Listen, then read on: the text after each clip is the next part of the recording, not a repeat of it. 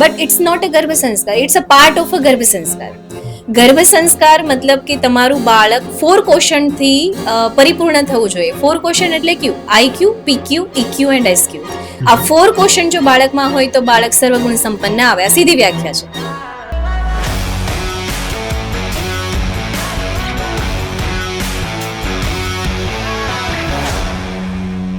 કામનો ઉદ્દેશ્ય જ શ્રેષ્ઠ સંતતિનું નિર્માણ કરી આ સમાજને ભેટ આપવાનો છે. કામ કોઈ હવસ કે વાસના બિલકુલ પણ નથી. એનો ઉદ્દેશ્ય જ શ્રેષ્ઠ સંતતિનું નિર્માણ કરવાનો છે અને એના પછી શરૂ થાય ગર્ભાધાન સંસ્કાર. What is the identical time કે જ્યાં લગ્ન પછી બેબી પ્લાનિંગ કરવું જોઈએ? તો પહેલા આપણે આપણી જાતને ક્વેશ્ચન કરવો જોઈએ કે મને બાળક શા માટે જોઈએ. આ ક્વેશ્ચન હસબન્ડ વાઈફ એકબીજાને કરવું અને એક સાથે બેસીને, કેમ કે બાળક ફક્ત માતાનું નથી. અને આમ જોવા જઈએ ને તો આને સ્પ્રેડ કરવાની કોશિશ કરીએ તો ફેમિલીમાં પ્રશ્ન આવવો જોઈએ કે ફેમિલી સાથે બેસીને ડિસ્કસ કરો કે જો લગ્નનું પ્લાનિંગ સાથે થતું હોય, કયો હોલ બુક કરવો, કયો ફાર્મ બુક કરવો, તો આ બધાએ સાથે બેસીને ડિસાઈડ કરવું જોઈએ કે આપણા ઘરમાં જે બાળક આવવાનું છે આપણે શા માટે લાવવા માંગીએ છીએ. આ બાળક પણ આને ઢાંકી દેવામાં આવે છે કે શિવાજી મહારાજ હતા તો એમના માતા હતા જીજાબાઈ. હવે જીજાબાઈના મનમાં ઉદ્દેશ નક્કી હતો કે એમને શા માટે બાળક જોઈએ, તો સ્વરાજની સ્થાપના કરે એના માટે બાળક જોઈએ. અને એ થયું. હીરાબા, નરેન્દ્ર મોદીના બા, કે જેઓ ઇનડાયરેક્ટલી ગર્ભ સંસ્કાર થઈ ગયો જ્યારે એ માતાના ગર્ભમાં હતા મોદીજી, ત્યારે એના જે હીરાબાના પતિ હતા એ મહાભારત વાંચતા અને હીરાબા સાંભળતા 3 થી 4 વખત એને મહાભારત સાંભળેલું આપણે જોઈએ જ છે પરિણામ.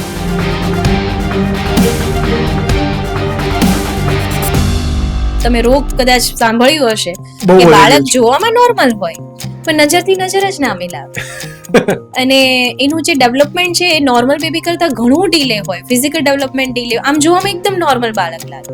મેન્ટલ ડિસઓર્ડર ક્યાંથી મળે? આપણે બાળકનો વાંક કાઢે, ભગવાનનો વાંક, ભગવાને આવું કેમ બાળક આપ્યું, પણ ભગવાનનો કોઈ દોષ જ નથી, બાળકનો દોષ. અને મેં એમાંથી અમુક માતાને પિક પણ કરી કે જતા હોય તો હું બોલાવું કે આવો ને બેસો ને, અને આ પર ઘણા બધા ક્વેશ્ચન કરે તમારી પ્રેગ્નન્સી કેવી ગઈ. દર્દનાક પ્રેગ્નન્સી જ હોય.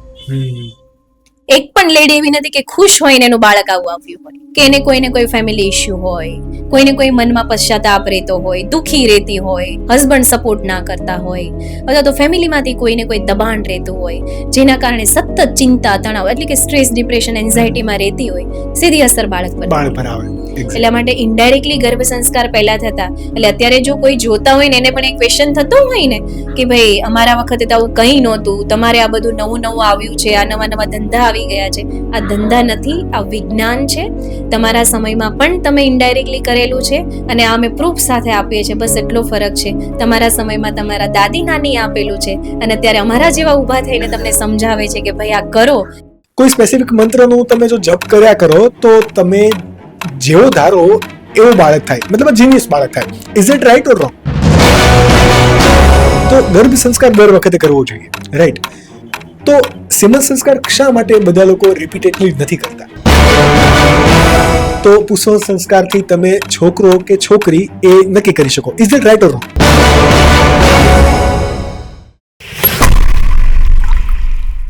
ઋષિતાબેન, welcome to the Aakash Sukani show. Thank you. બહુ ટાઈમથી તમને ઇન્સ્ટાગ્રામ પર અમે જોઈએ છીએ, તમારી એક્ટિવિટીઝને ટ્રેક કરીએ છીએ. અવારનવાર સમાજના અગ્રણીઓને અમારા જે ગેસ્ટ આવ્યા છે અમારા શોમાં, એમના મોઢેથી પણ તમારી વાત સાંભળી છે. અને બહુ ટાઈમ પછી આ એક કહેવાય ને કે અમે તમને કનેક્ટ કરી શક્યા કે ચલો ગર્ભ સંસ્કાર વિશે લોકોને એજ્યુકેટ કરીએ, લોકોને જે ક્વેશ્ચન્સ છે એને સોલ્વ કરીએ અને અવેરનેસ વધારીએ. So it's a privilege. અને આ પોડકાસ્ટની અંદર અમે ટ્રાય કરીશું કે જેટલી પણ ગુજરાતની મહિલાઓ છે જે ગુજરાતી ભાષા સમજે છે એમને ઇઝીમાં ઇઝી લેંગ્વેજની અંદર પ્રેગ્નન્સી, ગર્ભ સંસ્કારથી માંડીને એના ઓવરઓલમાં જેટલું છે એ બધું સમજાવી શકીએ. ઋષિતાબેન, તમે અત્યાર સુધી 20,000થી વધારે મહિલાઓને ગર્ભ સંસ્કાર માટે હેલ્પ કરી. મારે સૌથી પહેલા એ સમજવું છે કે તમે ક્યારે કન્વિન્સ થયા ગર્ભ સંસ્કાર એઝ અ કરિયર માટે? સર, ગર્ભ સંસ્કાર માટે કરિયર બનાવવું એ માટે મારો કોઈ ગોલ હતો જ નહીં. મારો ગોલ એટલો જ હતો કે આવનારી પેઢીને આપણે કેવી રીતે સંસ્કારિત કરી શકીએ. આપણે ઘણી વખત આમ જતા હોય ને બાળકોને જોતા હોય કે અમુક બાળક બહુ જિદ્દી છે, તોફાની છે, તો વિચાર આવે કે આવું થવા પાછળનું કારણ શું. અને ઘણી વખત ઘણા કુંડળીમાં પણ વિશ્વાસ કરતા હોય તો એક જ દિવસે જન્મેલા બે બાળકોની કુંડળી પણ સરખી નથી હોતી, હા રાઈટ? તો ત્યારે એવું બધું બ્લિંક થયા કરતું કે આવું બધું શા માટે થાય છે. અને નાનપણથી જ હું એક આ ફિલ્ડમાં હતી, જેને આયુર્વેદાની ફિલ્ડ કહી શકાય, યોગની ફિલ્ડ કહી શકાય. અને યોગની જે ફિલ્ડમાં જ્યારે હું આગળ વધતી હતી, અને મેં અરાઉન્ડ 14 વર્ષ સુધી યોગામાં પણ ટ્રેનિંગ આપી છે, સ્ટુડન્ટ્સને આપી છે, અને અલગ અલગ ડિસીઝવાળા લોકોને પણ આપી છે. તો જ્યારે હું એ સ્ટડી કરતી હતી, જે આયુર્વેદાનો બેઝ હતો, એમાં પ્રેગ્નન્સી રિલેટેડ ઘણું બધું નોલેજ આવતું હતું. બટ ત્યારે હું કોલેજમાં હતી અને મારું ફિલ્ડ કોમર્સનું હતું, એટલે બંને અલગ અલગ વસ્તુ થઈ જતી. પણ ત્યારે મેં ઘણું બધું સ્ટડી કર્યું કે બાળકના ઓર્ગન આવી રીતે બને છે, મંથ વાઇઝ આવી રીતે ડેવલપમેન્ટ થાય છે, અને પ્રેગ્નન્સીમાં બાળકનો વિકાસ આવી રીતે થાય છે. એમાં યોગ, ધ્યાન અને જે વિચારો છે એની ખૂબ મહત્વ બાળક પર પડે છે. પરંતુ હવે હું શરૂ કરું ને સમજાવું તો કોને સમજાવું? અને હું પોતે કોલેજમાં હતી, તો લોકો મારા પર બિલીવ કેવી રીતે કરે કે આની પાસે આવું નોલેજ છે તો આને તો કોઈ અનુભવ જ નથી બાળકનો. એટલે ત્યારથી મેં રિસર્ચ કરવાનું શરૂ કર્યું, અને મટીરિયલ્સ કલેક્ટ કરવાનું શરૂ કર્યું, રિસર્ચ પેપર કલેક્ટ કરવાનું શરૂ કર્યું. અને પછી જ્યારે મારી પહેલી પ્રેગ્નન્સી આવી ત્યારે જે આ બધી વસ્તુને મેં અપ્લાય કરી, અને તેમાં અલગ અલગ વસ્તુ જેવી રીતે કે લો ઓફ અટ્રેક્શન છે, મેનિફેસ્ટિંગ છે, પ્લસ ફિઝિકલ પાર્ટ કે જે ફિઝિકલ ડેવલપમેન્ટ જે બાળકનું કહી શકાય, કે જેમાં ડાયટ છે, યોગ છે, પ્રાણાયામ છે, આ બધી જ વસ્તુ ઇન્ક્લુડ કરી. અને સાથે મેન્ટલ એક્સરસાઇઝ કે જેમાં આપણે ગ્રેટિટ્યૂડ કહી શકીએ, ફોરગિવનેસ કહી શકીએ, અને એની સાથે ગર્ભ સંવાદ છે, અને જે મેં સ્ટડી કરેલું, જે વિચારોની અસર બાળક પર કેવી રીતે થાય છે, આ બધું મેં શરૂ કર્યું મારા બાળક પર. અને પછી મને રિઝલ્ટ દેખાયું કે જે મેં મેનિફેસ્ટ કર્યું છે, એની ક્વોલિટીઝ છે, આ બધું મને દેખાયું. તો ત્યારે મને વિચાર આવ્યો કે આ જ્ઞાન મારા પૂરતું સીમિત ના રહેવું જોઈએ, કે હું આને અન્ય લોકો સુધી પહોંચાડું. પણ મારી પાસે કોઈ બેઝ નહીં હતો, કે કેમ કે હું પોતે ડોક્ટર નથી, અને મારા સરાઉન્ડિંગ દૂર દૂર સુધી કોઈ BHMS ડોક્ટર નથી મારા ફેમિલીમાં.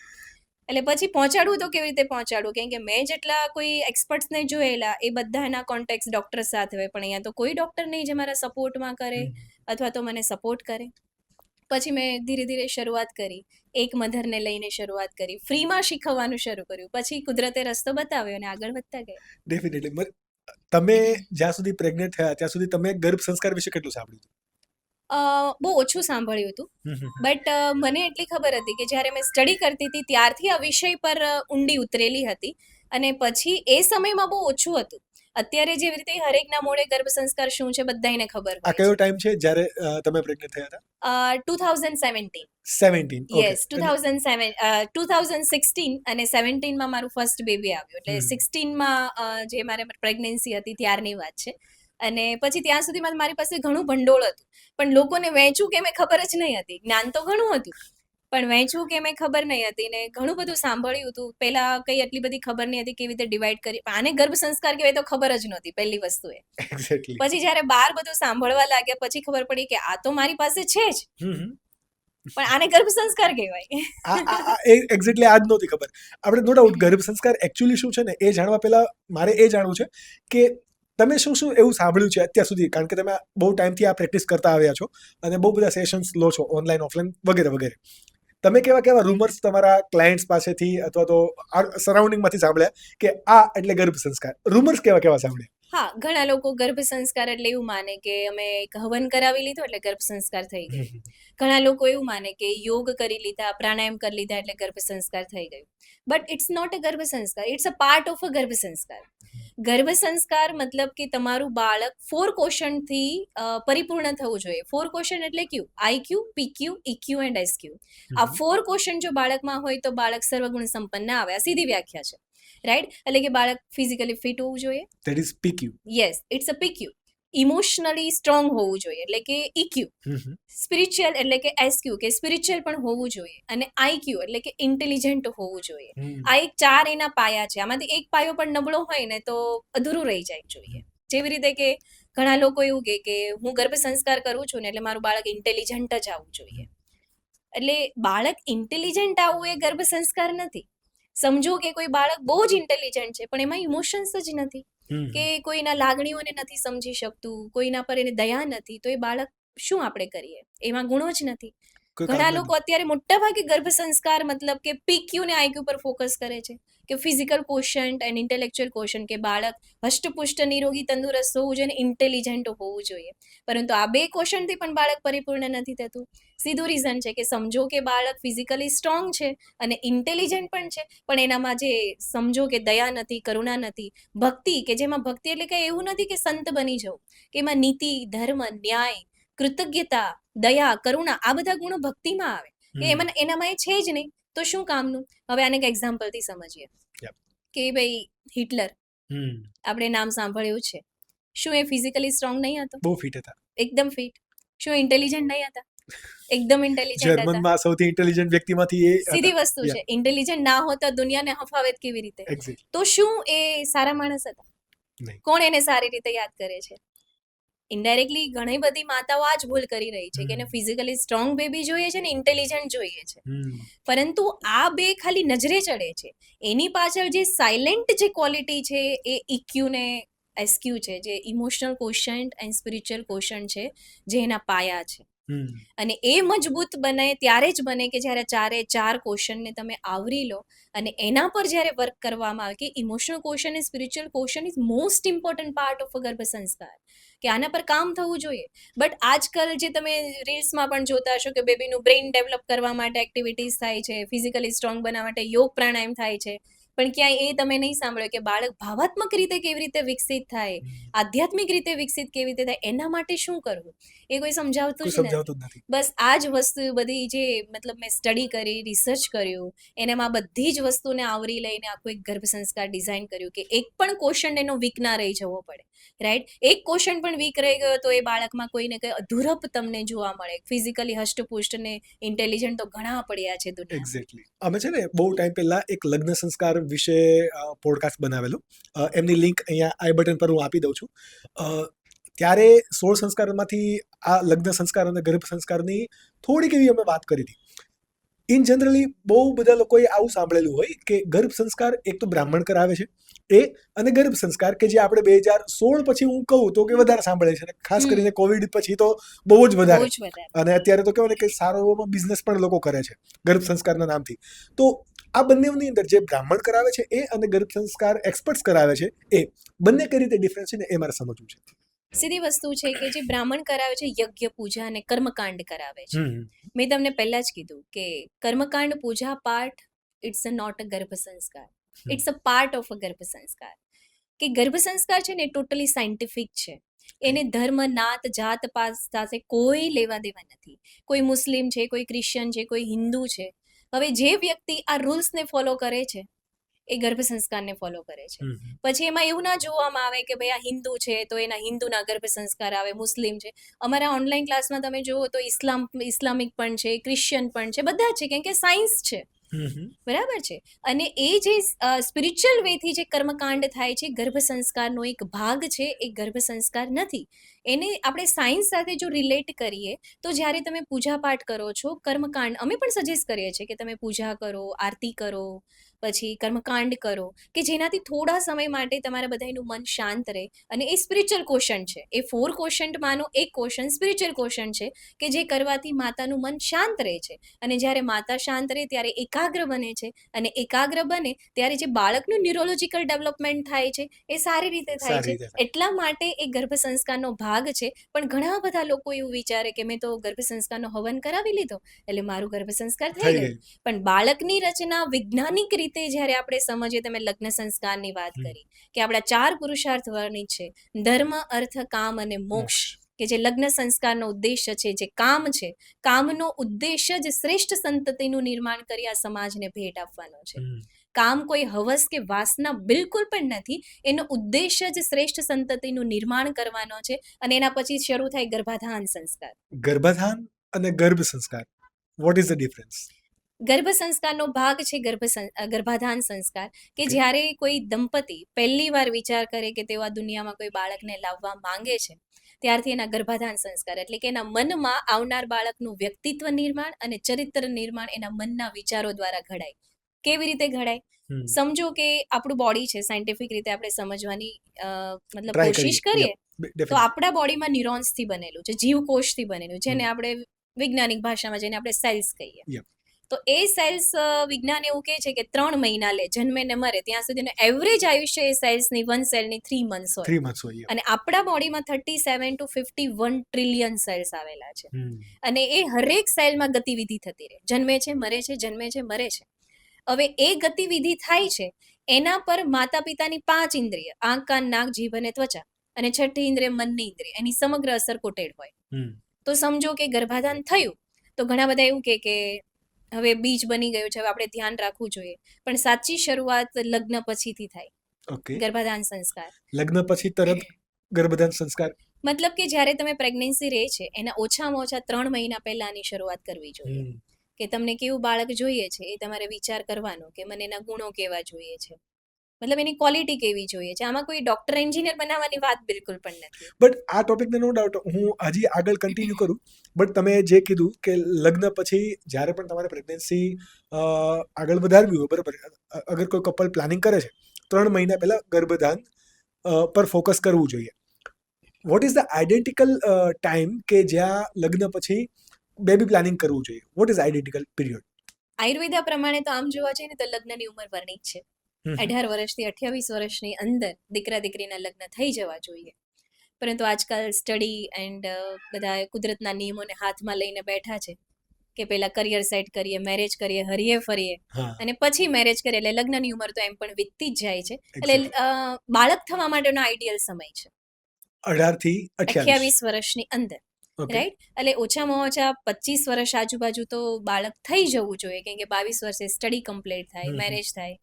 પરંતુ અત્યારે આ બધા નિયમો વિસરાઈ જાય છે. મોટા ભાગે બાળક થવામાં પ્રોબ્લેમ આ જ થાય છે કેમ કે વધતી ઉંમરે થતા લગ્ન કે જે બાળક ન થવા પાછળનું એક કારણ છે કે મોટા ભાગે સ્ટડી કરે અને મેરેજ પછી પણ એવું વિચારે કે હમણાં બેબી પ્લાન નહીં, એટલા માટે પ્રિકોશન્સના કારણે બેબી થવા નથી દેતા, અને એના કારણે પછી આગળ બાળક થવામાં પ્રોબ્લેમ આવે છે. અને અત્યારે ઘણા બધા લોકોને તમે જોજો કે પહેલા કઈ આઈવીએફ સેન્ટર તમને 25 વર્ષ પહેલા ક્યાં જોવા મળતા અને આજે જોવો કે ક્યાં નથી.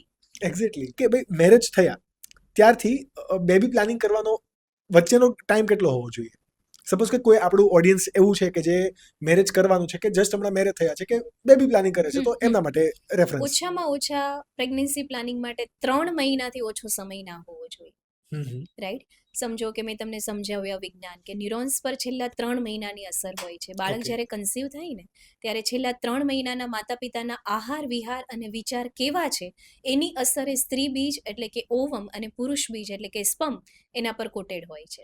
એટલે 3 મહિનાનો તો મિનિમમ સમય લેવો. વધારે જેટલો સમય લો છો ને એટલું વધારે સારું છે. એનું પણ કારણ છે કેમ કે આ ન્યુરોન્સ ચેન્જ થાય છે તમારી આદતથી. તમારા સબકોન્શિયસ બ્રેઇનનો એક ફંક્શન છે કે તમારી હેબિટની અસર એના પર થાય છે, સ્પિરિચ્યુઅલ ફંક્શનની અસર એના પર થાય છે, અને તમારી લોંગ ટર્મ મેમરીની અસર એના પર થાય છે, હેરિડિટી ડિસીઝની અસર એના પર થાય છે, અને ફિઝિકલ ડિસીઝ જે કહી શકાય, મેન્ટલ ડિસઓર્ડર્સ કહી શકાય, બધી અસર આ ન્યુરોન્સ પર થાય છે. અને વારસાગત અમુક રોગો આવતા હોય છે.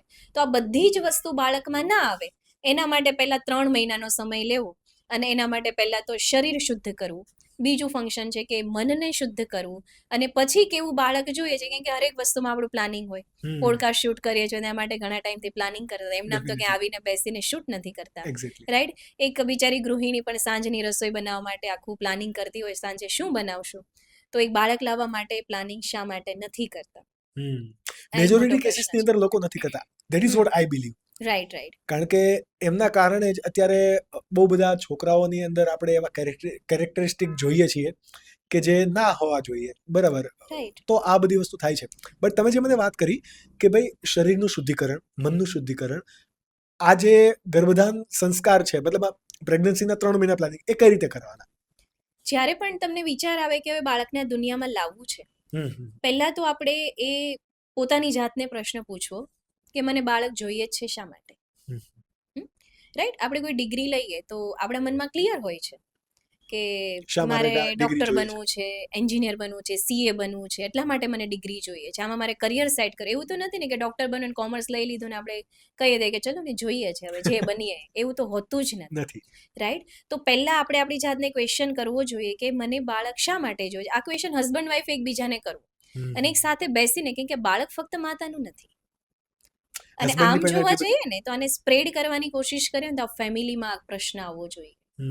કે ફેમિલી સાથે બેસીને ડિસ્કસ કરો કે જો લગ્નનું પ્લાનિંગ સાથે થતું હોય કયો હોલ બુક કરવો કયું ફાર્મ બુક કરવું તો આ બધાએ સાથે બેસીને ડિસાઈડ કરવું જોઈએ કે આપણા ઘરમાં જે બાળક આવવાનું છે આપણે શા માટે લાવવા માંગીએ છીએ આ બાળક પણ આને ઢાંકી દેવામાં આવે છે કોઈ ખુલાસી વાત જ નથી કરતું ચર્ચા જ નથી કરતું અને એના માટે પ્લાનિંગ પણ નથી ફેમિલી સાથે બેસે નક્કી કરે કે ભાઈ અમને તો આવું બાળક જોઈએ છે આમાં ડોક્ટર એન્જિનિયરની વાત નથી અગેન કહું છું આમાં ક્વોલિટીની વાત છે કે ભાઈ અમને આવા ગુણોવાળું બાળક જોઈએ છે આવા ચરિત્રવાળું બાળક જોઈએ છે તો એક આપણને રોડ મેપ ડિસાઈડ થાય કે ભાઈ અમને આ માટે બાળક જોઈએ જસ્ટ ફોર એક્ઝામ્પલ કે શિવાજી મહારાજ હતા તો એમના માતા હતા જીજાબાઈ હવે જીજાબાઈના મનમાં ઉદ્દેશ નક્કી હતો કે એમને શા માટે બાળક જોઈએ તો સ્વરાજની સ્થાપના કરે એના માટે બાળક જોઈએ અને એ થયું એનો ઉદ્દેશ હતો રાઈટ હીરાબા નરેન્દ્ર મોદીના બા કે જેઓ ઇનડાયરેક્ટલી ગર્ભ સંસ્કાર થઈ ગયો જ્યારે એ માતાના ગર્ભમાં હતા મોદીજી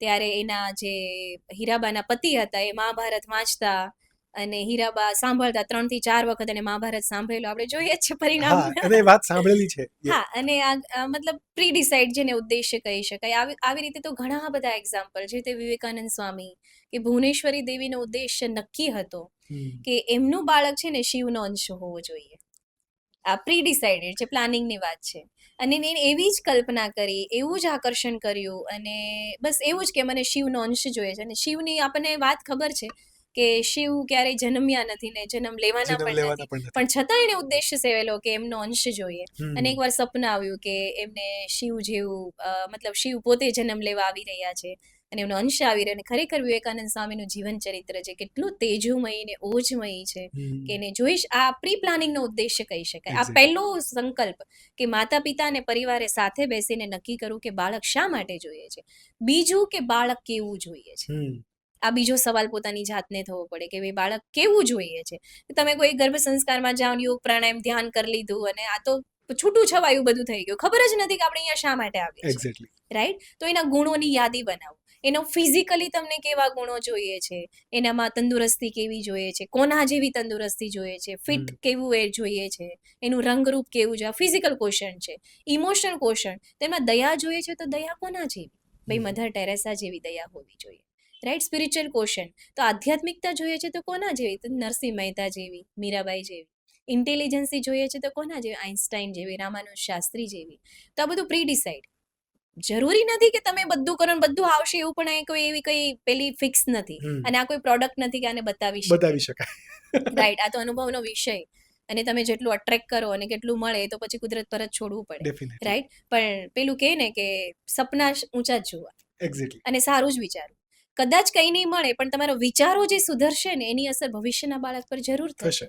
તો ફર્સ્ટ ક્વેશ્ચન કે શા માટે જોઈએ બીજું કે કેવું જોઈએ અને એના પછી આપણને વે મળી જાય કે એના પછી ડિસાઈડ થાય કે હવે બુક્સ કેવી વાંચવી કે ભાઈ મારું બાળક મને તારણહાર જોઈએ છે સત્ય અહિંસા પર ચાલવા વાળું જોઈએ છે તો પછી ગાંધીની જ બુક વાંચવી જોઈએ મારું બાળક મને તેજસ્વી ઓજસ્વી જોઈએ છે તો પછી વિવેકાનંદ ફોલો કરવા જોઈએ અને સીધી વસ્તુ છે કે 5 ઇન્દ્રિયો દ્વારા બાળક પોષાય છે તમારા ન્યુરોન્સ એ પ્રકારે બને છે છઠ્ઠી ઇન્દ્રિય મનની ઇન્દ્રિય એનું જેનું ચિંતન તમે વારે વારે કરો છો સમજો કે તેજસ્વી બાળક જોઈએ છે અને વિવેકાનંદનું ચિંતન તમે વારે વારે કરો છો તો એ ન્યુરોન્સ પર એની અસર થાય છે તમે તો સાયન્સ ભણેલા છો તમને સારી રીતે ખબર હશે અત્યારે મેન્ટલ ડિસઓર્ડર્સના કેસ વધી રહ્યા છે એના પાછળનું આ જ કારણ છે કે ડ્યુરિંગ પ્રેગ્નન્સી મધર સ્ટ્રેસમાં રહે છે ડિપ્રેશન એન્ઝાયટીમાં એટલી બધી ગરકાવ થઈ જાય કે તમે કોરોના પછી તો તમે જુઓ કે ઓટિઝમ તમે રોગ કદાચ સાંભળ્યું હશે કે બાળક જોવામાં નોર્મલ હોય પણ નજરથી નજર જ ના મિલાવે અને એનું જે ડેવલપમેન્ટ છે એ નોર્મલ બેબી કરતાં ઘણું ડીલે હોય ફિઝિકલ ડેવલપમેન્ટ ડીલે આમ જોવામાં એકદમ નોર્મલ બાળક લાગે મેન્ટલ ડિસઓર્ડર ક્યાંથી મળ્યો આપણે બાળકનો વાંક કાઢે ભગવાનનો વાંક ભગવાને આવું કેમ બાળક આપ્યું પણ ભગવાનનો કોઈ દોષ જ નથી બાળકનો દોષ માતા પિતાનો દોષ છે કે તમને ખબર છે શરીરની રચના આવી રીતે થાય છે આનું વિજ્ઞાન આવી રીતે બને છે તો એ સમયે તમારે ધ્યાન રાખવું જોઈએ એ સમયે તમે ન્યુટ્રિશન વેલ્યુ બરાબર લેવી જોઈએ વિચારો સારા રાખવા જોઈએ થોડીક દયા કરુણા રાખવી જોઈએ દાન ધર્મ અપનાવવા જોઈએ this is the all practical thing right આને કોઈ અંધશ્રદ્ધા કર્મકાંડ સાથે લેવા દેવા જ નથી એક્ઝેક્ટલી અને જે તમે અત્યારે વાત કરી ને તો આ પ્લાનિંગ કોઈ નથી કરતું બટ ઇન જનરલી મારા ઓપિનિયનથી અથવા તો મારા ઓબ્ઝર્વેશનમાં મેક્સિમમ આવું જ આવ્યું છે કે ભાઈ બાળક બેબી પ્લાનિંગ કરતા હોય એટલે એક સર્વાઈવલ મોડથી પ્લાનિંગ કરતા હોય કે ભાઈ 2 છોકરી છે તો હવે ત્રીજો છોકરો જોઈએ છે, અથવા તો મારા ત્યાં પહેલી લક્ષ્મીનો જન્મ થાય તો ત્યાં એક સ્વાર્થ હોય છે, જે તમે મને કીધું ને એ મેજોરિટી કેસીસની અંદર નથી હોતું કે ભાઈ મારે આવું બાળક જોઈએ છે, તો એનો વાય આ ક્લિયર નથી હોતો. અને જો કદાચ આપણે કોઈના રિવ્યુ લેવા જઈએ ને કોઈ સામેથી ઓનેસ્ટ બોલે તો એ જ કે ભાઈ મને મારા ગડપણની અંદર સાચવે, એટલે મારું સર્વાઈવલ જોવે છે, અને એ જ કરે છે. અને ડેફિનેટલી આના સાથે હું બહુ કનેક્ટ પણ કરી શકું, because I have studied zoology, એટલે મને આને કહેવાય ને સાયન્ટિફિક રીતે પણ મારી પાસે બહુ બધા કન્ક્લુઝન છે. જો સાયન્ટિફિક રીઝન આપણે આમાં જોડવા જશું તો પોડકાસ્ટ બહુ લેન્ધી થશે, બટ સપોઝ કે ગર્ભધાન માટે તમે કીધું કે શરીરની શુદ્ધિકરણ, તો મેં આવું ક્યાંક ને ક્યાંક સાંભળ્યું પણ છે, અને ઘણી બધી ઇન્સ્ટાગ્રામ રીલ્સમાં પણ એવું જોયું છે કે પંચકર્મા ફિમેલ અને મેલ બંને કરાવવું જોઈએ, બરાબર? તો આયુર્વેદા એ આ ગર્ભધાન સંસ્કાર દરમિયાન કેટલું કનેક્ટ થાય? પંચકર્મ એકચ્યુઅલી 5 કર્મોથી બને, કે જેમાં વમન, વિરેચન, બસ્તી, નસ્ય, અભ્યંગ અને શિરોધરા, 5 અંગોથી આ એક પંચકર્મ બનેલું છે. અને એ કોઈ પણ માતા અને પિતા કરે છે તો ડેફિનેટલી એનું બોડી પ્યોરિફાઈ થાય છે, અને આ શરીર શુદ્ધિકરણનો ભાગ છે. અગેન ઘણા લોકો પંચકર્મ અને ગર્ભ સંસ્કાર માને છે, એને કનેક્ટ કરી દે, અને પંચકર્મ ત્યારે જ કરાવે છે. It's a part of a ગર્ભ સંસ્કાર, રાઈટ? ઘણા લોકો એવું વિચારે કે મેં પંચકર્મ કરાવી લીધું એટલે મારું ગર્ભ સંસ્કાર થઈ ગયું અને મારું બાળક સારું જ આવશે. નો ડાઉટ સારું જ આવશે, કેમ કે તમારું શરીર શુદ્ધ થયું છે અને બાળક સારું જ આવવાનું છે, એમાં કોઈ ડાઉટ જ નથી. બટ એના ઇમોશનલ ક્વેશ્ચનનું શું, એની લાગણીનું શું, એની સ્પિરિચ્યુઆલિટીનું શું, એની ઇન્ટેલિજન્સીનું શું?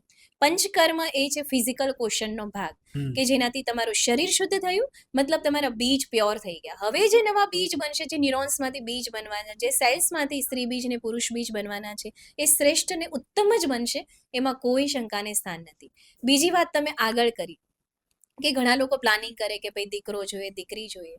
આ દુનિયામાં કોઈ એવું શાસ્ત્ર નથી, કોઈ એવા ડોક્ટર નથી, કે કોઈ એવું વિજ્ઞાન નથી કે દીકરો કે દીકરીને જન્મ અપાવી શકે.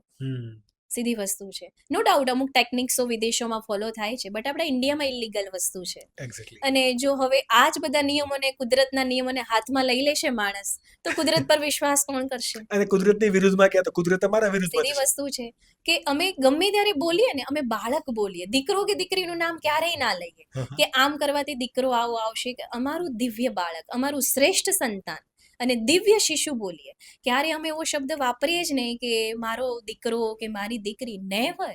કે અમે જ્યારે ગર્ભ સંસ્કાર કરાવીએ તો પણ ઘણા લોકો એમ અમને ક્વેશ્ચન પૂછે કે મેડમ અમારે પ્લાનિંગથી કરવું છે અને અમારે દીકરાનું પ્લાનિંગ કરવું છે, પણ અમે એ વસ્તુ પર ક્યારે ફોકસ કરતા જ નથી, અને કરવું પણ ના જોઈએ. આ તો કુદરત વિરુદ્ધનું કામ થઈ ગયું, અને એ નિયમોને આપણે ક્યારે હાથમાં લેવાના જ નથી, અને કંઈ લઈ પણ ન છે. મારી પાસે એવું કોઈ વિજ્ઞાન છે જ નહીં કે દીકરો કે દીકરી થવાનું કોઈ વિજ્ઞાન તમને જણાવી શકે, છે જ નહીં, અને એવું કરવું પણ ના જોઈએ, રાઈટ? અને આ તો કુદરત પર છોડવું જોઈએ કે હે ઈશ્વર, તું જેવું પણ જે સંતાન આપે છે એ પરિપૂર્ણ આવવું જોઈએ. પછી દીકરો હોય કે દીકરી, તારો જ કોઈ અંશ હોવો જોઈએ, તારો જ કોઈ ઉત્તરાધિકારી, જે તારા અધૂરા કામને પાર પાડવા માટે મારી કુક્ષીને નિમિત્ત બનાવી આ દુનિયામાં જન્મ ધારણ કરે. પછી એની પાસે એ ના માંગુ તું મને દીકરો આપ કે દીકરી આપ. અમે એક ચાર્ટ પણ બનાવડાવીએ છીએ, વિઝન ડાયરી પણ બનાવડાવીએ, તો એમાં પણ કહીએ કે મારું આદર્શ બાળક, મારું શ્રેષ્ઠ બાળક, એમાં કોઈ દીકરો કે દીકરી મેન્શન ના કરો. બાળક કોઈ પણ હોય. આજે તમે જુઓ કે સ્ત્રીઓ કેટલી આગળ વધી છે અને કેટલી બધી એનામાં દયા હોય છે, કરુણા હોય છે માતા પિતા માટે. હવે તો જમાનો બદલાયો છે, માતા પિતા દીકરી સાથે પણ રહે, તો પુરુષ હજુ, આપણો ભારત દેશ હજુ પાછળ છે, હજુ એ પુરુષને એટલું મહત્વ આપતો જ જાય છે. ઘણાના સાસુઓ પણ આવે કે અમારે પેલી 2 દીકરીઓ છે તો મેડમ દીકરો થવાનું કંઈ કયો.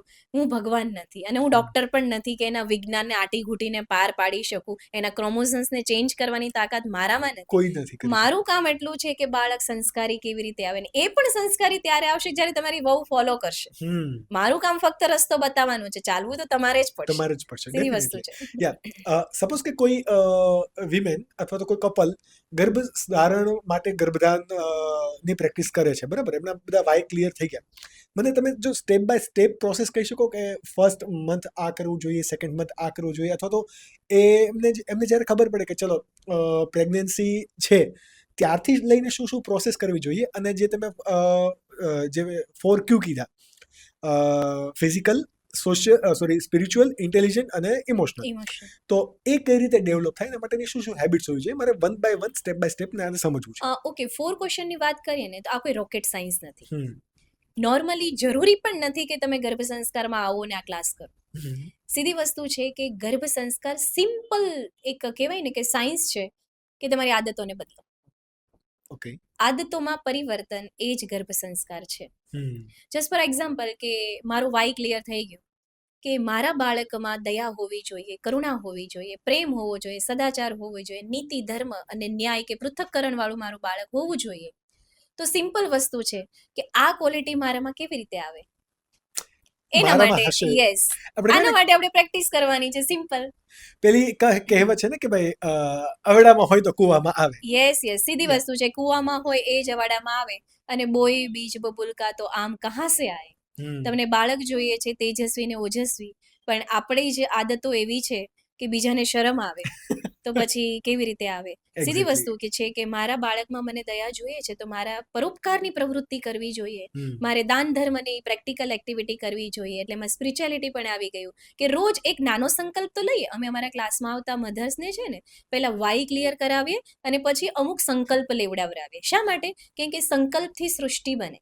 સીધી વસ્તુ છે કે જ્યારે પણ તમે તમારો વાય ક્લિયર કરી અને સમજો કે તમારા બાળક તમને દાનવીર જોઈએ છે, પરોપકારી જોઈએ છે, તો તમે એક સંકલ્પ લ્યો કે હું રોજ કોઈ ભૂખ્યાને ભોજન કરાવડાવીશ, કોઈ તરસ્યાને પાણી પીવડાવીશ, અથવા તો પરબ બંધાવડાવીશ, કીડીને કીડિયારું પૂરીશ, અથવા તો મંદિરે જઈને રોજ દેવ દર્શન કરીશ, અને કોઈને જરૂર છે કોઈ વસ્તુની તો હું પ્રોવાઈડ કરીશ. જરૂરી નથી કે પૈસાથી દાન કરો, કે તમારી પાસે સેવાનું દાન કરો, કે ઘરમાં કોઈ વડીલ છે તો એની હું સેવા કરીશ. આ પણ એક દાન જ છે, દાનનો એક ભાગ છે. તો ઓટોમેટિકલી તમારામાં એ ગુણો આવવા લાગશે, એ તમારું જે આદતો છે ને બદલવા લાગશે, ને ઓટોમેટિક ઇનડાયરેક્ટલી ન્યુરોન્સ ચેન્જ થાય છે બોડીના, અને બાળકમાં બીજ રૂપે સ્થાપિત થાય છે. અને ગર્ભાવસ્થાની તમે જે વાત કરીએ, પ્રેક્ટિસ આવી રીતે જ કરવાની છે. અને અહીંયા સાયન્સ અગેન લાગુ પડે છે કે વિજ્ઞાન આજે રિસર્ચ કરી ચૂક્યું છે કે 1 મિનિટની અંદર 2.5 લાખ ન્યુરોન્સ બને છે બાળકના. હવે એવા સમય દરમિયાન તમે દાન ધર્મના કામ કરો છો તો ન્યુરોન્સ એવા જ બનવાના છે, કેમ કે તમારા મનના વિચારો એવા થઈ ગયા, રાઈટ? અને ઓક્સિટોસિન હોર્મોન તમારા બ્રેઇનમાંથી રિલીઝ થયો, કેમ કે તમે દાન કરો તમે કેટલા ખુશ હોય. તમે બીજાને કોશિશ કરો. અમે તો ત્યાં સુધી કહીએ કે એટલીસ્ટ તમે 12 ધોરણ સુધી ભણેલા હોય તો એક સંકલ્પ ડ્યુરિંગ પ્રેગ્નન્સી લો કે બીજું કંઈ મન નથી આવડતું, કાંઈ નહીં, બાળ મંદિરના છોકરાઓને ફ્રીમાં એજ્યુકેટ કરીશ, વિદ્યાનું દાન કરીશ. તો આ સંકલ્પ છે કે એક સંકલ્પ લેવાથી ટીપે ટીપે સરોવર ભરાય, રાઈટ? બીજું એ કે ફિઝિકલ ક્વેશ્ચન, તમે કીધું 4 ક્વેશ્ચન કમ્પ્લીટ કેવી રીતે કરવાના, તો first question is physical question, કે જેમાં બાળકને હષ્ટપુષ્ટ નિરોગી તંદુરસ્ત કરવા માટે જીવનશૈલી, જે ગર્ભ સંસ્કાર છે ને એમાં આહાર વિહારને વિચારને પરિવર્તન કરવાનું ખાસ મહત્વ આપવામાં આવે છે. આહાર એટલે કે જીવનશૈલી, ડાયટ તમારી ચેન્જ કરવી જોઈએ. ફિઝિકલ ક્વેશ્ચનની વાત કરીએ આપણે કે શારીરિક વિકાસ બાળકનો કેવી રીતે થાય, તો ડ્યુરિંગ પ્રેગ્નન્સી જ્યારે તમને મતલબ વિચાર કરો છો ને ત્યારથી બ્રહ્મ મુહૂર્તમાં ઉઠવાની કોશિશ કરો, કે જેનાથી મતલબ ઓટોમેટિક અડધા રોગ તો 50% તો એમનામ સવારે 4:30 વાગે કમ્પલસરી 4 થી 6 ની વચ્ચે જ્યારે તમે ઉઠો છો તો અડધા પ્રોબ્લેમ તો ફર્સ્ટ તો કોન્સ્ટિપેશન જ સોલ્વ થઈ જાય, રાઈટ? એટલે શરીર તો અડધું એમનામ શુદ્ધ થઈ જાય, રાઈટ? બીજી વસ્તુ કે જ્યારે બ્રહ્મ મુહૂર્તમાં ઉઠતા હોય ને ત્યારે કુદરતની સારી શક્તિઓ વિચરણ કરતી હોય, ને આપણા શાસ્ત્રમાં લખ્યું કે દેવતા વિચરણ કરે છે. દેવતા વિચરણ કરે મતલબ સારી શક્તિઓનો પ્રવાહ છે, પોઝિટિવ એનર્જી છે. અને રાક્ષસો સૂતેલા હોય. રાક્ષસ કોને કહેવાય?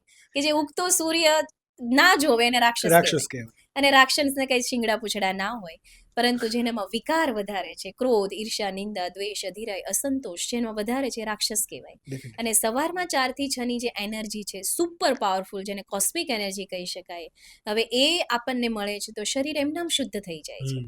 પ્લસ ડાયટ છે, જે ફિઝિકલ ક્વેશ્ચન ડેવલપ કરવા માટે બહુ જરૂરી છે, કે શુદ્ધ સાત્વિક શાકાહારી ઘરનું જ બનાવેલું જમવાનું, સારા વિચારો સાથે બનાવેલું જમવાનું, એ તમારી ડાયટ થઈ ગઈ. યોગ્ય પ્રમાણમાં પાણી પીવું, એટલે કે પૂરતું પાણી 8 થી 10 ગ્લાસ કે 12 ગ્લાસ મિનિમમ એક ગર્ભવતી માતાએ પીવું જોઈએ.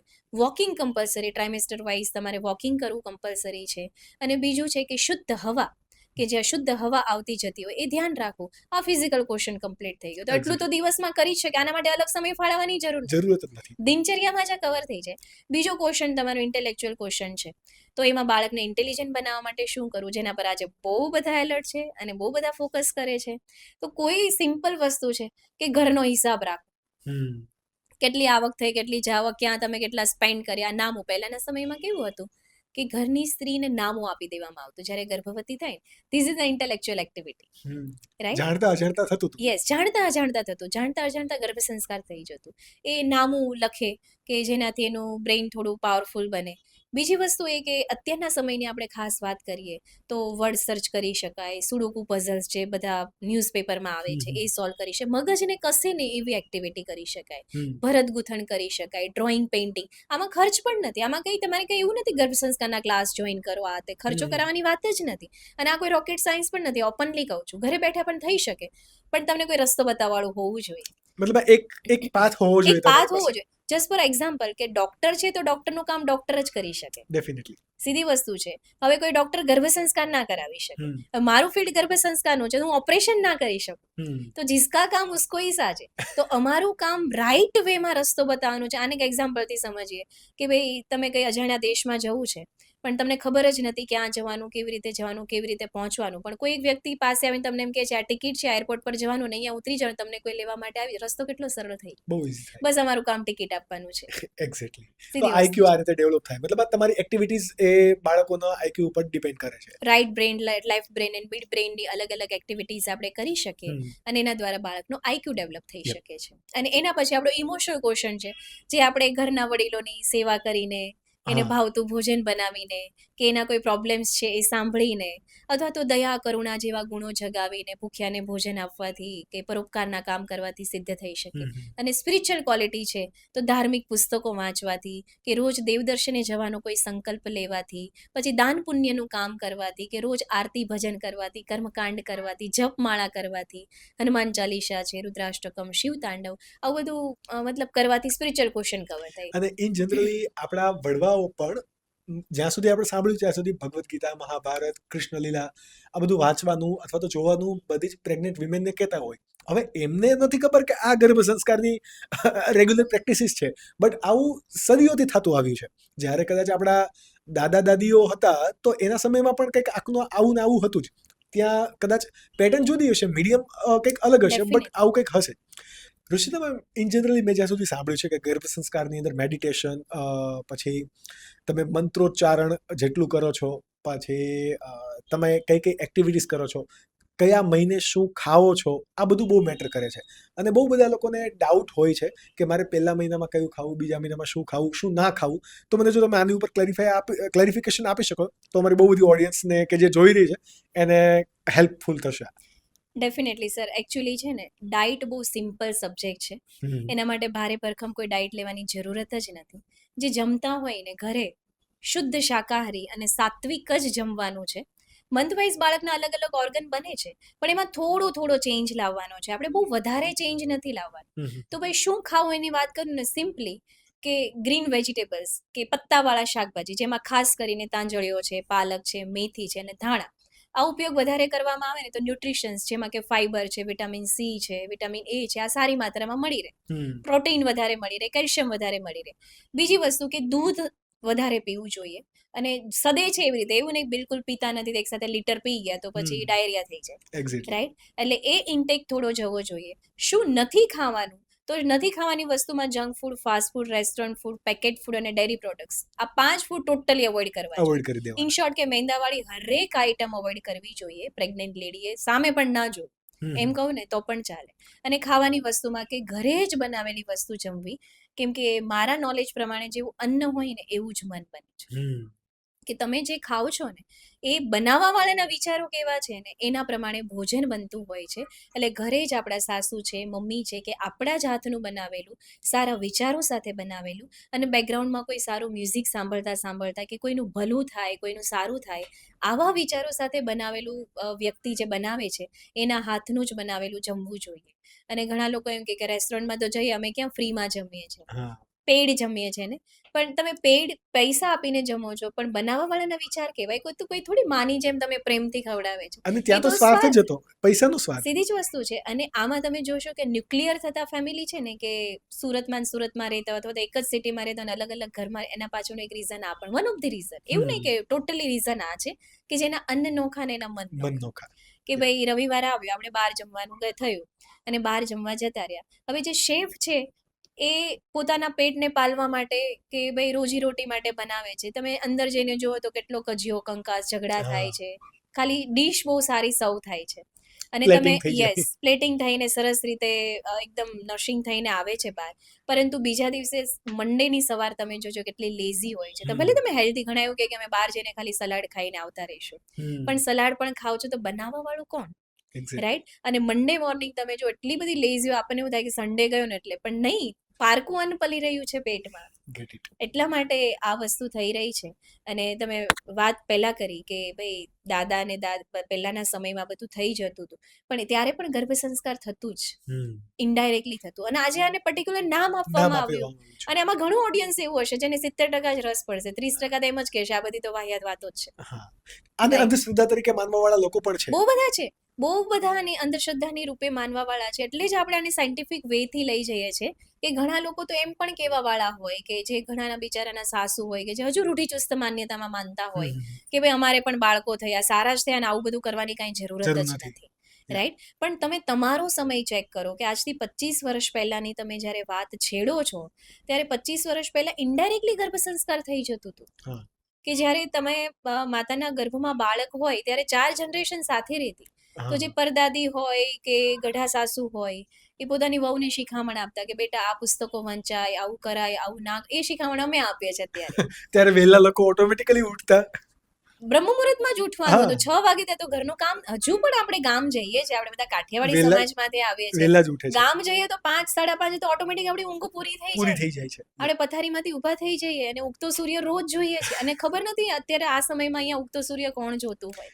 રાઈટ? એટલે ઇનડાયરેક્ટલી ગર્ભ સંસ્કાર થતું. અને ઘરનું જ જમવાનું જમતા. ગામમાં કે નાના સિટીમાં પણ રેસ્ટોરન્ટ જોવા ના મળે.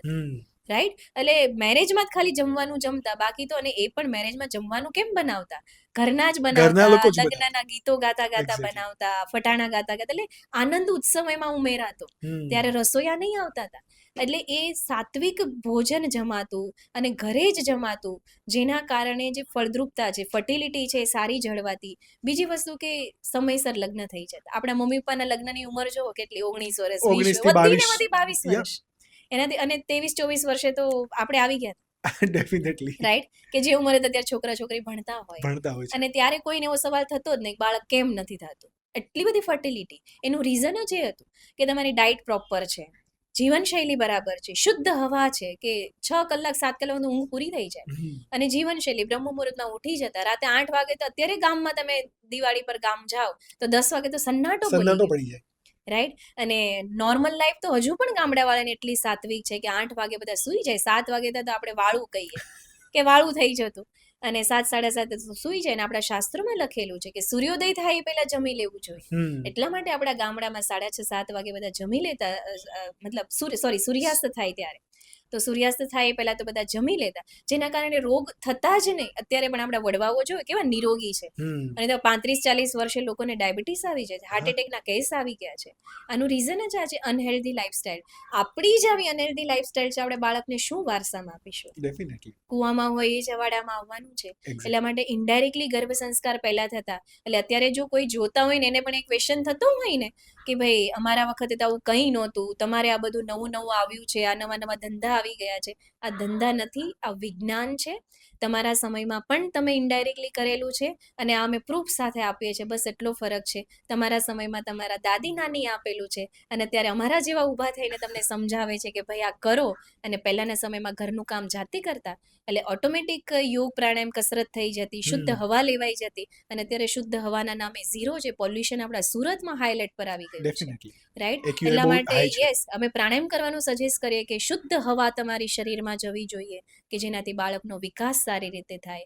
બ્રહ્મ મુહૂર્તમાં ઉઠવાની કોશિશ કરો એટલીસ્ટ, અને ધ્યાન પ્રાણાયામ કરો. કેમ કે ઘરે કામ કરવા વાળા આવી ગયા છે, બધા માસીઓ આવે છે કામ કરવા, એટલે ઘરનું કામ કરતા નથી. એટલે ભાઈ ફિઝિકલી પ્રેક્ટિસ કરો, વોકિંગ કરો, એક્સરસાઇઝ કરો, યોગા કરો. તો આ બધું ગર્ભ સંસ્કારો છે. અત્યારે નામ ખાલી આપવામાં આવ્યું, અને પહેલા ઇનડાયરેક્ટલી થતું હતું. એક્ઝેક્ટલી. રાઈટ? અને પહેલાના સમયમાં બધા બાળકો સાથે જ રહેતા, એટલે ધંધો વ્યવસાય બધો એ સંભાળી લેતા. પરંતુ અત્યારે તમે જુઓ બધા વિદેશોમાં વસતા થયા, અને ન્યુક્લિયર ફેમિલી થતા ગયા, ડિવાઇડેડ ફેમિલી, કે જેમાં કોઈ કોઈને સમજવા વાળું છે જ નહીં, કોઈ કોઈને પૂછવા પણ તૈયાર નથી, કોઈ કોઈનું સાંભળવા પણ તૈયાર નથી. એટલે ત્યાં પણ બેઠેલા લોકોને યુ કાન્ટ બિલીવ કે જેટલા ઓફલાઈન મારી પાસે આવે છે ને એનાથી 10 ગણો ફ્લો ઓનલાઈન છે. મતલબ લોકોને નીડ છે. હવે એક સમય એવો આવી જશે કે બાળક કરવા માટે લગ્ન કરવા જરૂરી છે ને, એવી રીતે આ દુનિયામાં બાળક લાવતા પહેલા ગર્ભ સંસ્કાર ગર્ભ કરવા સંસ્કાર જોઈએ, કરવો એક જોઈએ. નિયમ બની જશે. અને આ વિજ્ઞાન છે, આને કોઈ અંધશ્રદ્ધા સાથે લેવા દેવા જ નથી. આમાં ક્યાં ધર્મનું નામ આવ્યું, હમ. ક્યાંય પણ સંપ્રદાયનો ઉલ્લેખ થયો કે આ સંપ્રદાયનું પાલન કરો ને તો ગર્ભ સંસ્કાર થઈ ગયા? No, this is a pure science. જ્યાં સાયન્સ હોય ત્યાં ધર્મ સંપ્રદાય આ બધી વસ્તુ આવતું જ સાઈડમાં જ રહી છે. એક્ઝેક્ટલી એઝ યુ મેન્શન કે અલગ અલગ મંથમાં અલગ અલગ જે ભ્રૂણ હોય એના પાર્ટ્સ બનતા હોય છે ને બચ્ચા બનવા માટે. યસ. તો તમે કોઈ એવું મેન્શન કરી શકો કે ભાઈ આ પહેલા મહિનામાં આ ખાવું જોઈએ, બીજા મહિના, because I want to give specific diet કે જે તમે તમારા ક્લાસીસની અંદર આપો છો, તો મારે એ દેવાની ટ્રાય કરવી છે કે ભાઈ આ વસ્તુ ખાવ, બીજા મહિનામાં આ ખાવ, ત્રીજા મહિનામાં આ ખાવ. So please. ડેફિનેટલી આને ટ્રાઇમેસ્ટર વાઇઝ ડિવાઈડ કરી શકીએ ઓકે. કે જ્યારે તમારું પ્રેગ્નન્સી પ્લાનિંગ છે ત્યારે તમારે પોટેશિયમ અને મેગ્નેશિયમ વાળા ફૂડ વધારે લેવા જોઈએ, પ્રોટીન વધારે હોય, કેલ્શિયમ વધારે હોય. જેમ કે જેવી રીતે કે ખાસ કરીને લીલા શાકભાજી છે, તાજા ફ્રૂટ્સ છે જે સિઝનેબલ ફ્રૂટ્સ હોય, ડ્રાય ફ્રૂટ્સ જેમાં હાઈ ફાઈબર હોય છે, ન્યુટ્રિશન્સ હોય છે, અને સેમ પેટર્ન ડ્યુરિંગ પ્રેગ્નન્સી પણ ફોલો કરવાની છે. પણ ખાસ કરીને જે ફર્સ્ટ ટ્રાઇમેસ્ટર છે તેમાં હળવા ખોરાક, જે સુપાચ્ય ખોરાક જેને આપણે કહી શકીએ, એવા લેવા જોઈએ, જેમાં ખાસ કરીને જે ડ્રાય ફ્રૂટ્સ છે કમ્પલસરી, કે પ્લાનિંગ કરો છો ત્યારથી લઈને બેબી આવે છે ત્યાં સુધી, કે જેવી રીતે કે 5 બદામ છે, 2 કાજુ છે, 1 અખરોટ છે, 1 અંજીર છે, અને ખજૂર છે એક, એ રોજ રાતના પલાળી દેવાનું અને સવારમાં નરણા કોઠે એટલે કે ભૂખ્યા ખાઈ લેવાનું. કે ઘણા લોકોને તકલીફ થતી હોય ફર્સ્ટ ટ્રાઇમેસ્ટરમાં કે nausea, vomiting, spelling and mood swings જેવી તકલીફ થતી હોય, તો શાના કારણે થાય છે કે 12 કલાક સુધી બોડી આપણું ખાલી જ રહ્યું છે, કંઈ ગયું જ નથી. અને એમ પણ 3 મંથ સુધી તબિયત માની બરાબર રહી નહીં, એટલે ફૂડ ઇન્ટેક ગયો ના હોય, અને 12 કલાકનો ગેપ પડી ગયો, આગળના દિવસે રાત્રે જમેલા હતા અને સવાર સુધીનો ગેપ, કે જેના કારણે ચક્કર ને એવું આવે. તો ઉઠતા હવે તરત જ બ્રશ કર્યા પહેલા જો આ ફૂડ ખાઈ લે છે તો એને ચક્કરનો પ્રોબ્લેમ છે, અને ધીરે ધીરે આ બધા પ્રોબ્લેમ્સ આપણે રિમૂવ કરી શકીએ છીએ, રાઈટ. અને પછી સેકન્ડ ટ્રાઇમેસ્ટરની વાત કરીએ તો સેમ, પણ અમુક વસ્તુ, જસ્ટ ફોર એક્ઝામ્પલ કે મારે ગર્ભશાળા કરીને એક બુક છે જે મેં હમણાં જ લોન્ચ કરી જૂનમાં, રાઈટ. તો એમાં મંથ વાઇઝ બધું શેડ્યુલિંગ આપેલું છે કે ચોથા મહિનામાં બાળકની આંખનો વિકાસ થાય. તો સીધી વસ્તુ છે કે પ્રેક્ટિકલ વેથી જ્યારે એની આંખ બને છે, એના ઓર્ગન જ્યારે આંખ બનતા હોય ત્યારે વિટામિન એ ને વિટામિન સી ને વિટામિન કે ની વધારે જરૂરત પડે. તો એમાં તમારે ખાસ કરીને પ્રોટીન છે, ફાઈબર છે, એ બધા વધારે જવા જોઈએ. જેમાં કોમન જે લીલા પાંદડાવાળા શાકભાજીઓ છે, પ્રોટીન જેમાં વધારે છે, ગાજર છે, શક્કરિયા છે, આ બધી વસ્તુ ખાવાથી બાળકના આંખનો વિકાસ સારી રીતે થાય છે, રાઈટ. અને બીજી વસ્તુ કે આંખ જ્યારે બને છે ત્યારે એક સ્માર્ટ વર્ક પણ કરી શકાય, કે વિઝ્યુલાઇઝ કરી શકાય કે તમને બાળકની આંખો કેવી જોઈએ છે, રાઈટ. તો હાર્ડ વર્ક ને સ્માર્ટ વર્ક બંને સાથે જવું જોઈએ. તો અમુક અંશે એને પણ આપણે મેનિફેસ્ટ કરી શકીએ છીએ. અને થર્ડ ટ્રાઇમેસ્ટરમાં ખાસ કરીને ફાઈબર જેમાં વધારે હોય એ ખોરાક ખાવા જોઈએ, કારણ કે થર્ડ ટ્રાઇમેસ્ટરમાં બિલકુલ પણ કોન્સ્ટિપેશન રહેવું જ ના જોઈએ. અગર થર્ડ ટ્રાઇમેસ્ટરમાં કોન્સ્ટિપેશન ડાયટના કારણે રહે છે તો બાળક બ્રીચ પોઝિશનમાં આવવાની શક્યતા વધી જાય છે, અને ત્યારે મળ આવી ગયું એવું કે લોકો ઇજ્જત.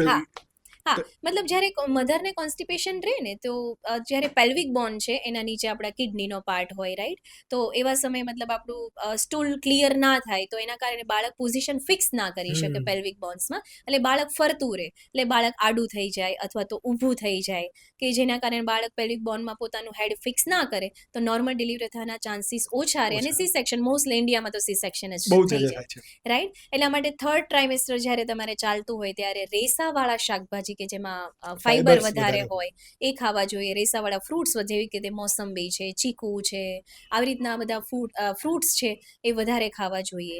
અને બીજી વસ્તુ કે લિક્વિડ એટલે કે પાણીનો ઇન્ટેક વધારી દેવો જોઈએ, જ્યુસ વધારી દેવું જોઈએ. અને છતાં પણ બોડીમાં કોન્સ્ટિપેશન રહે છે તો ડૉક્ટરની સલાહ અનુસાર કેસ્ટ્રોલ ઓઇલ પી શકાય, અને ગાયનું જે ઘી છે એ રોજ રાતના 1 ચમચી કે 2 ચમચી પીવાથી કોન્સ્ટિપેશનનો પ્રોબ્લેમ બિલકુલ પણ નહીં રહે. બીજી વસ્તુ કે ફૂડની સાથે સાથે તમારી વોકિંગ એક્સરસાઇઝ છે કે થર્ડ ટ્રાઇમેસ્ટરમાં 7th મંથ જ્યારે ચાલતો હોય ત્યારે 30 મિનિટનું વોકિંગ, 8 મંથ ચાલતો હોય ત્યારે પણ 30 મિનિટનું વોકિંગ કરી શકાય. પરંતુ જ્યારે 9th મંથ બેસે ને ત્યારે સામ દામ દંડ ભેદ બધું જ લગાવીને 45 to 1 અવરનો નોન સ્ટોપ વોક તમારે 9 મંથમાં કરવામાં આવે તો બની શકે કે નોર્મલ ડિલિવરી થવાના ચાન્સીસ વધી શકે છે. Definitely, no doubt. આ જે normal delivery and C section છે એને પણ હું પાછળથી કન્ક્લુડ કરું, બટ જે રીતે મારે આ તમે મને ડાયટ આપી એવી રીતે મારે 5 યોગા કે જે કોઈ પણ પ્રેગ્નેન્ટ વુમન હોય એમને કરવા જોઈએ, એવા કોઈ તમે મેન્શન કરી શકો તો? ડેફિનેટલી ઘણા બધા ક્વેશ્ચન્સ આવતા હોય કે મેડમ નોર્મલ ડિલિવરી કરવા માટે કયા યોગા કરવા જોઈએ, શું કરવું જોઈએ. પણ પેલું કહેવાય ને કે આગ લાગે ને ત્યારે કૂવો ખોદવા ના બેસાય.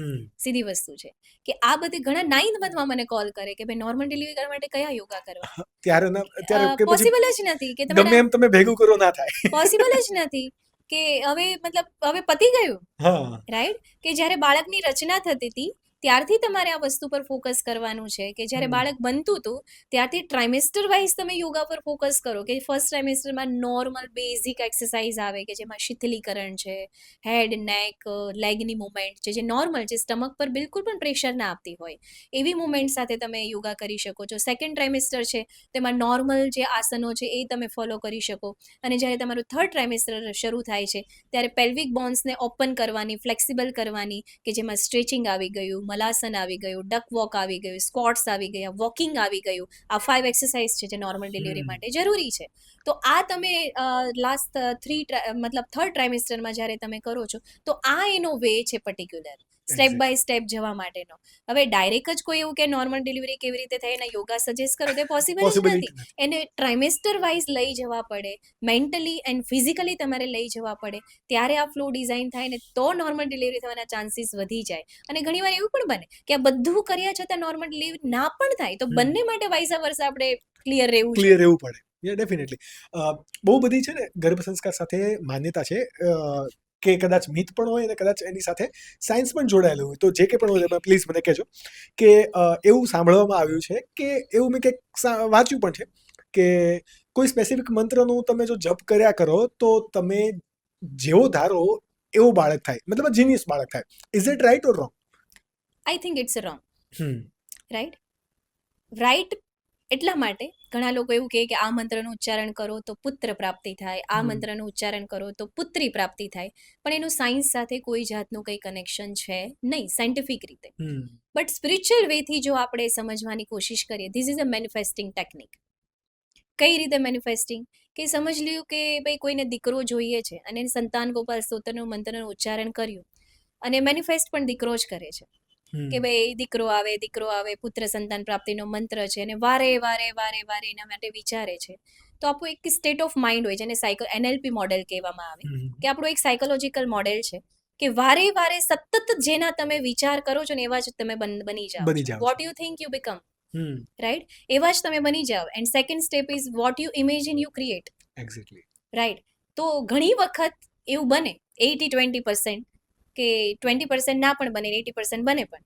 એટલે 80-20 નો રેશિયો છે. ઘણી વખત 60-40 રેશિયો પણ આવી જાય કે ડિપેન્ડ્સ કે તમને તમારા આરાધ્ય પર કેટલી શ્રદ્ધા છે અને તમને તમારી જાત પર કેટલી શ્રદ્ધા છે, તમારા ઇમેજિનેશન પર ને વિઝ્યુલાઇઝેશન પર કેટલી શ્રદ્ધા છે. But it's not a science. આને સાયન્સ સાથે કોઈ લેવા દેવા નથી કે મંત્ર જાપ કરવાથી પર્ટિક્યુલર દીકરો જ આવે, દીકરી જ આવે. પણ ઘણી વાર એવું બની જાય છે, કોઈ ઇન્સિડન્ટલી થઈ જાય છે. આની સાથે કોઈ સાયન્સ લેવા દેવા નથી, પણ કોઈ ઇન્સિડન્ટલી એવું થઈ જાય કે માતા વારંવાર એના માટે જ વિચાર કરે, દીકરાનો વિચાર કરે, દીકરીનો વિચાર કરે. એક ક્ષણ માટે પણ એને એવું ના વિચાર આવે કે દીકરીનું ઇમેજિન કરું છું દીકરો આવી ગયો હતો, દીકરાનું ઇમેજિનેશન કરું છું દીકરી આવી ગઈ તો સ્ટ્રોંગલી એની બિલીફ સિસ્ટમ હોય. અને આ સબકોન્શિયસ બ્રેઇનનો પાવર છે, બિલીફ સિસ્ટમ. કે તમે જેના પર બિલીફ કરો છો અને વારે તમે જેના વિચાર કરો છો, તમારા ન્યુરોન્સ, તમારા જીવકોષ એવા જ બનતા જાય છે. આને હું એક્ઝામ્પલથી સમજાવીશ કે આ કેવી રીતે પોસિબલ થાય છે. સાયન્સ સાથે કોઈ લેવા દેવા નથી, પણ તમારા વિચારોનો જાદુ કેવી રીતે આ સબ્જેક્ટ પર અસર કરે છે. કે ભાઈ આ એક ગૂગલ પણ તમે કરી શકો છો કે એક સાયકેટ્રિસ્ટ હોય છે અને એ રિસર્ચ કરી રહ્યો છે કે વિચારોનો જાદુ માણસ પર કેવી રીતે કામ કરે છે. તો એક ખૂંખાર કોઈ કેદી હોય છે કે જેને જન્મટીપ અને ફાંસીની સજા સંભળાવવામાં આવે છે અને કહેવામાં આવે છે કે આવતીકાલે તને ફાંસી મળવાની છે. અને પછી સાયકેટ્રિસ્ટ એટલે ડોક્ટર પરમિશન લઈને મળે છે ને કહે છે કાલે તો તારે મરવાનું જ છે અને ફાંસીનો ફંદો ગળામાં લાગશે એટલે 20 મિનિટ સુધી તો તારા હાડકાં તૂટશે, પછી તારું શરીર તડપશે અને પછી તું મરીશ. એટલે ઓલમોસ્ટ અડધો કલાક જેવો સમય જતો રહેશે. તો મારી પાસે એક રામબાણ ઇલાજ છે કે મારી પાસે એક એવું ઇન્જેક્શન છે કે જે હું તને આપીશ ને તો તારું મૃત્યુ એક મિનિટની અંદર થઈ જશે, વધીને 2 મિનિટ થશે. તો હવે તું ચૂઝ કર કે તારે શું કરવું છે. હું કાલે પાછું તને આવીને મળીશ. બીજો દિવસ થાય છે ને કેદીને મળે છે અને કહે છે કે હવે તારો વિચાર શું છે. તો એ કહે છે કે ફાંસીમાં હું એટલું બધું હેરાન થાવ એના કરતાં બેટર છે કે તમે મને ઇન્જેક્શન આપી દો. અને આગળના દિવસે જણાવે છે એમ કે ઇન્જેક્શન જે હોય છે ને કોબ્રા સાપનું ઝહેર હોય છે. પહેલા માણસે આગળના દિવસે પૂછેલું કે એવું તો શું છે તમારી પાસે, તો એ કહે છે કે મારી પાસે એક એવું ઇન્જેક્શન છે કે જેમાં એક ઝહેર છે અને એ કોબ્રા સાપનું ઝહેર છે કે જે બહુ ઝહેરીલા સાપનું ઝહેર છે, અડતા માત્રમાં મૃત્યુ થઈ જાય. તો પેલો કહે છે કે વાંધો નહીં, મને ઇન્જેક્શન આપી દો અને હું આવી રીતે મરવા માટે તૈયાર છું. અને એઝ યુઝ્યુઅલ જેવી રીતે વાત થઈ હતી, ડીલ થઈ હતી, એવી રીતે ડૉક્ટર, સાયકેટ્રિસ્ટ, મનોવૈજ્ઞાનિક એને ઇન્જેક્શન આપે છે અને જેવી રીતે વાત થઈ હતી વિધિન 1 યા 2 મિનિટ એ ડેથ થઈ જાય છે, મરી જાય છે. પોસ્ટમોર્ટમ થાય છે એનું અને સાબિત થાય છે કે આના પૂરા શરીરમાં ઝેર ફેલાઈ ગયું છે અને કોબ્રા સાપનું ઝહેરના કારણે આનું મૃત્યુ થયું છે. પેલો મનોવૈજ્ઞાનિક સાબિત કરે છે કે મેં આને ફક્ત મિનરલ વોટરનું ઇન્જેક્શન આપેલું છે, આપી જ નહોતું કશું, આપ્યું જ નહીં હતું. અને આવું તો આપણે કોરોના સમયમાં પણ જોયેલું હતું કે પાણીના ઇન્જેક્શન લઈને લોકો કોરોનામાંથી મુક્ત કોરોનાથી થયેલા. બહાર થઈ આપણે એ વાત ગયા. કે આપણે બહુ આપણી બધા લોકો છે, 5 વર્ષ પહેલાની રિસેન્ટ કેસીસ છે આ બધા. ડેફિનેટલી. તો આને આ સબ્જેક્ટ સાથે જોડી શકાય, જેને સાયકોલોજી સાથે જોડી શકાય, કે જે વસ્તુનું ચિંતન તમે વારે વારે વારે કરો છો તો એ વસ્તુ મળવાની તમને શક્યતા વધી જાય છે. Exactly. એટલે બની શકે કે આ વિચારો કરતા કરતા જે પણ તમે જેન્ડર ડિસાઈડ કરો છો આવી શકે, પણ અગેન કે સાયન્સ સાથે કોઈ આનું લેવા દેવા નથી. સેકન્ડ રૂમર અથવા તો મિથ એવું છે કે જે પુષ્પવંત સંસ્કાર હોય તો પુષ્પવંત સંસ્કારથી તમે છોકરો કે છોકરી એ નક્કી કરી શકો. Is that right or wrong? પહેલાના સમયની વાત કરીએ, હમ. આને જસ્ટિફિકેશન હું એક્ઝામ્પલથી જ આપી શકીશ. તો પહેલાના સમયમાં આ સંસ્કાર થતો અને દીકરા કે દીકરી માટે જ થતો. પણ એ શા માટે થતો કે પહેલાના જે આયુર્વેદ શાસ્ત્રમાં જે આપણે વર્ણન છે કે પુષ્પવન સંસ્કાર છે એ જાતિ કર્મ રિલેટેડ પહેલાના સમયમાં કરવામાં આવતો. કે પહેલું જે સંતાન આવે ને દીકરો આવવો જોઈએ, પહેલા એવું હતું પહેલાની સદીઓમાં. શા માટે દીકરો આવવો જોઈએ? કેમ કે એ પહેલું સંતાન એ સમાજને આપી દેતા, કે સમાજ માટે સારા કામ કરે એટલા માટે. પરંતુ આજના સમયમાં અમે પણ પુંસવન કરાવીએ છીએ, પણ અમારો ઉદ્દેશ્ય કોઈ છે જ નહીં. અને એના માટે પર્ટિક્યુલર વિધિથી પુંસવન કરતા, જે આજે વિધિ એ કોઈને ખબર જ નથી એ કેવી રીતે કરતા.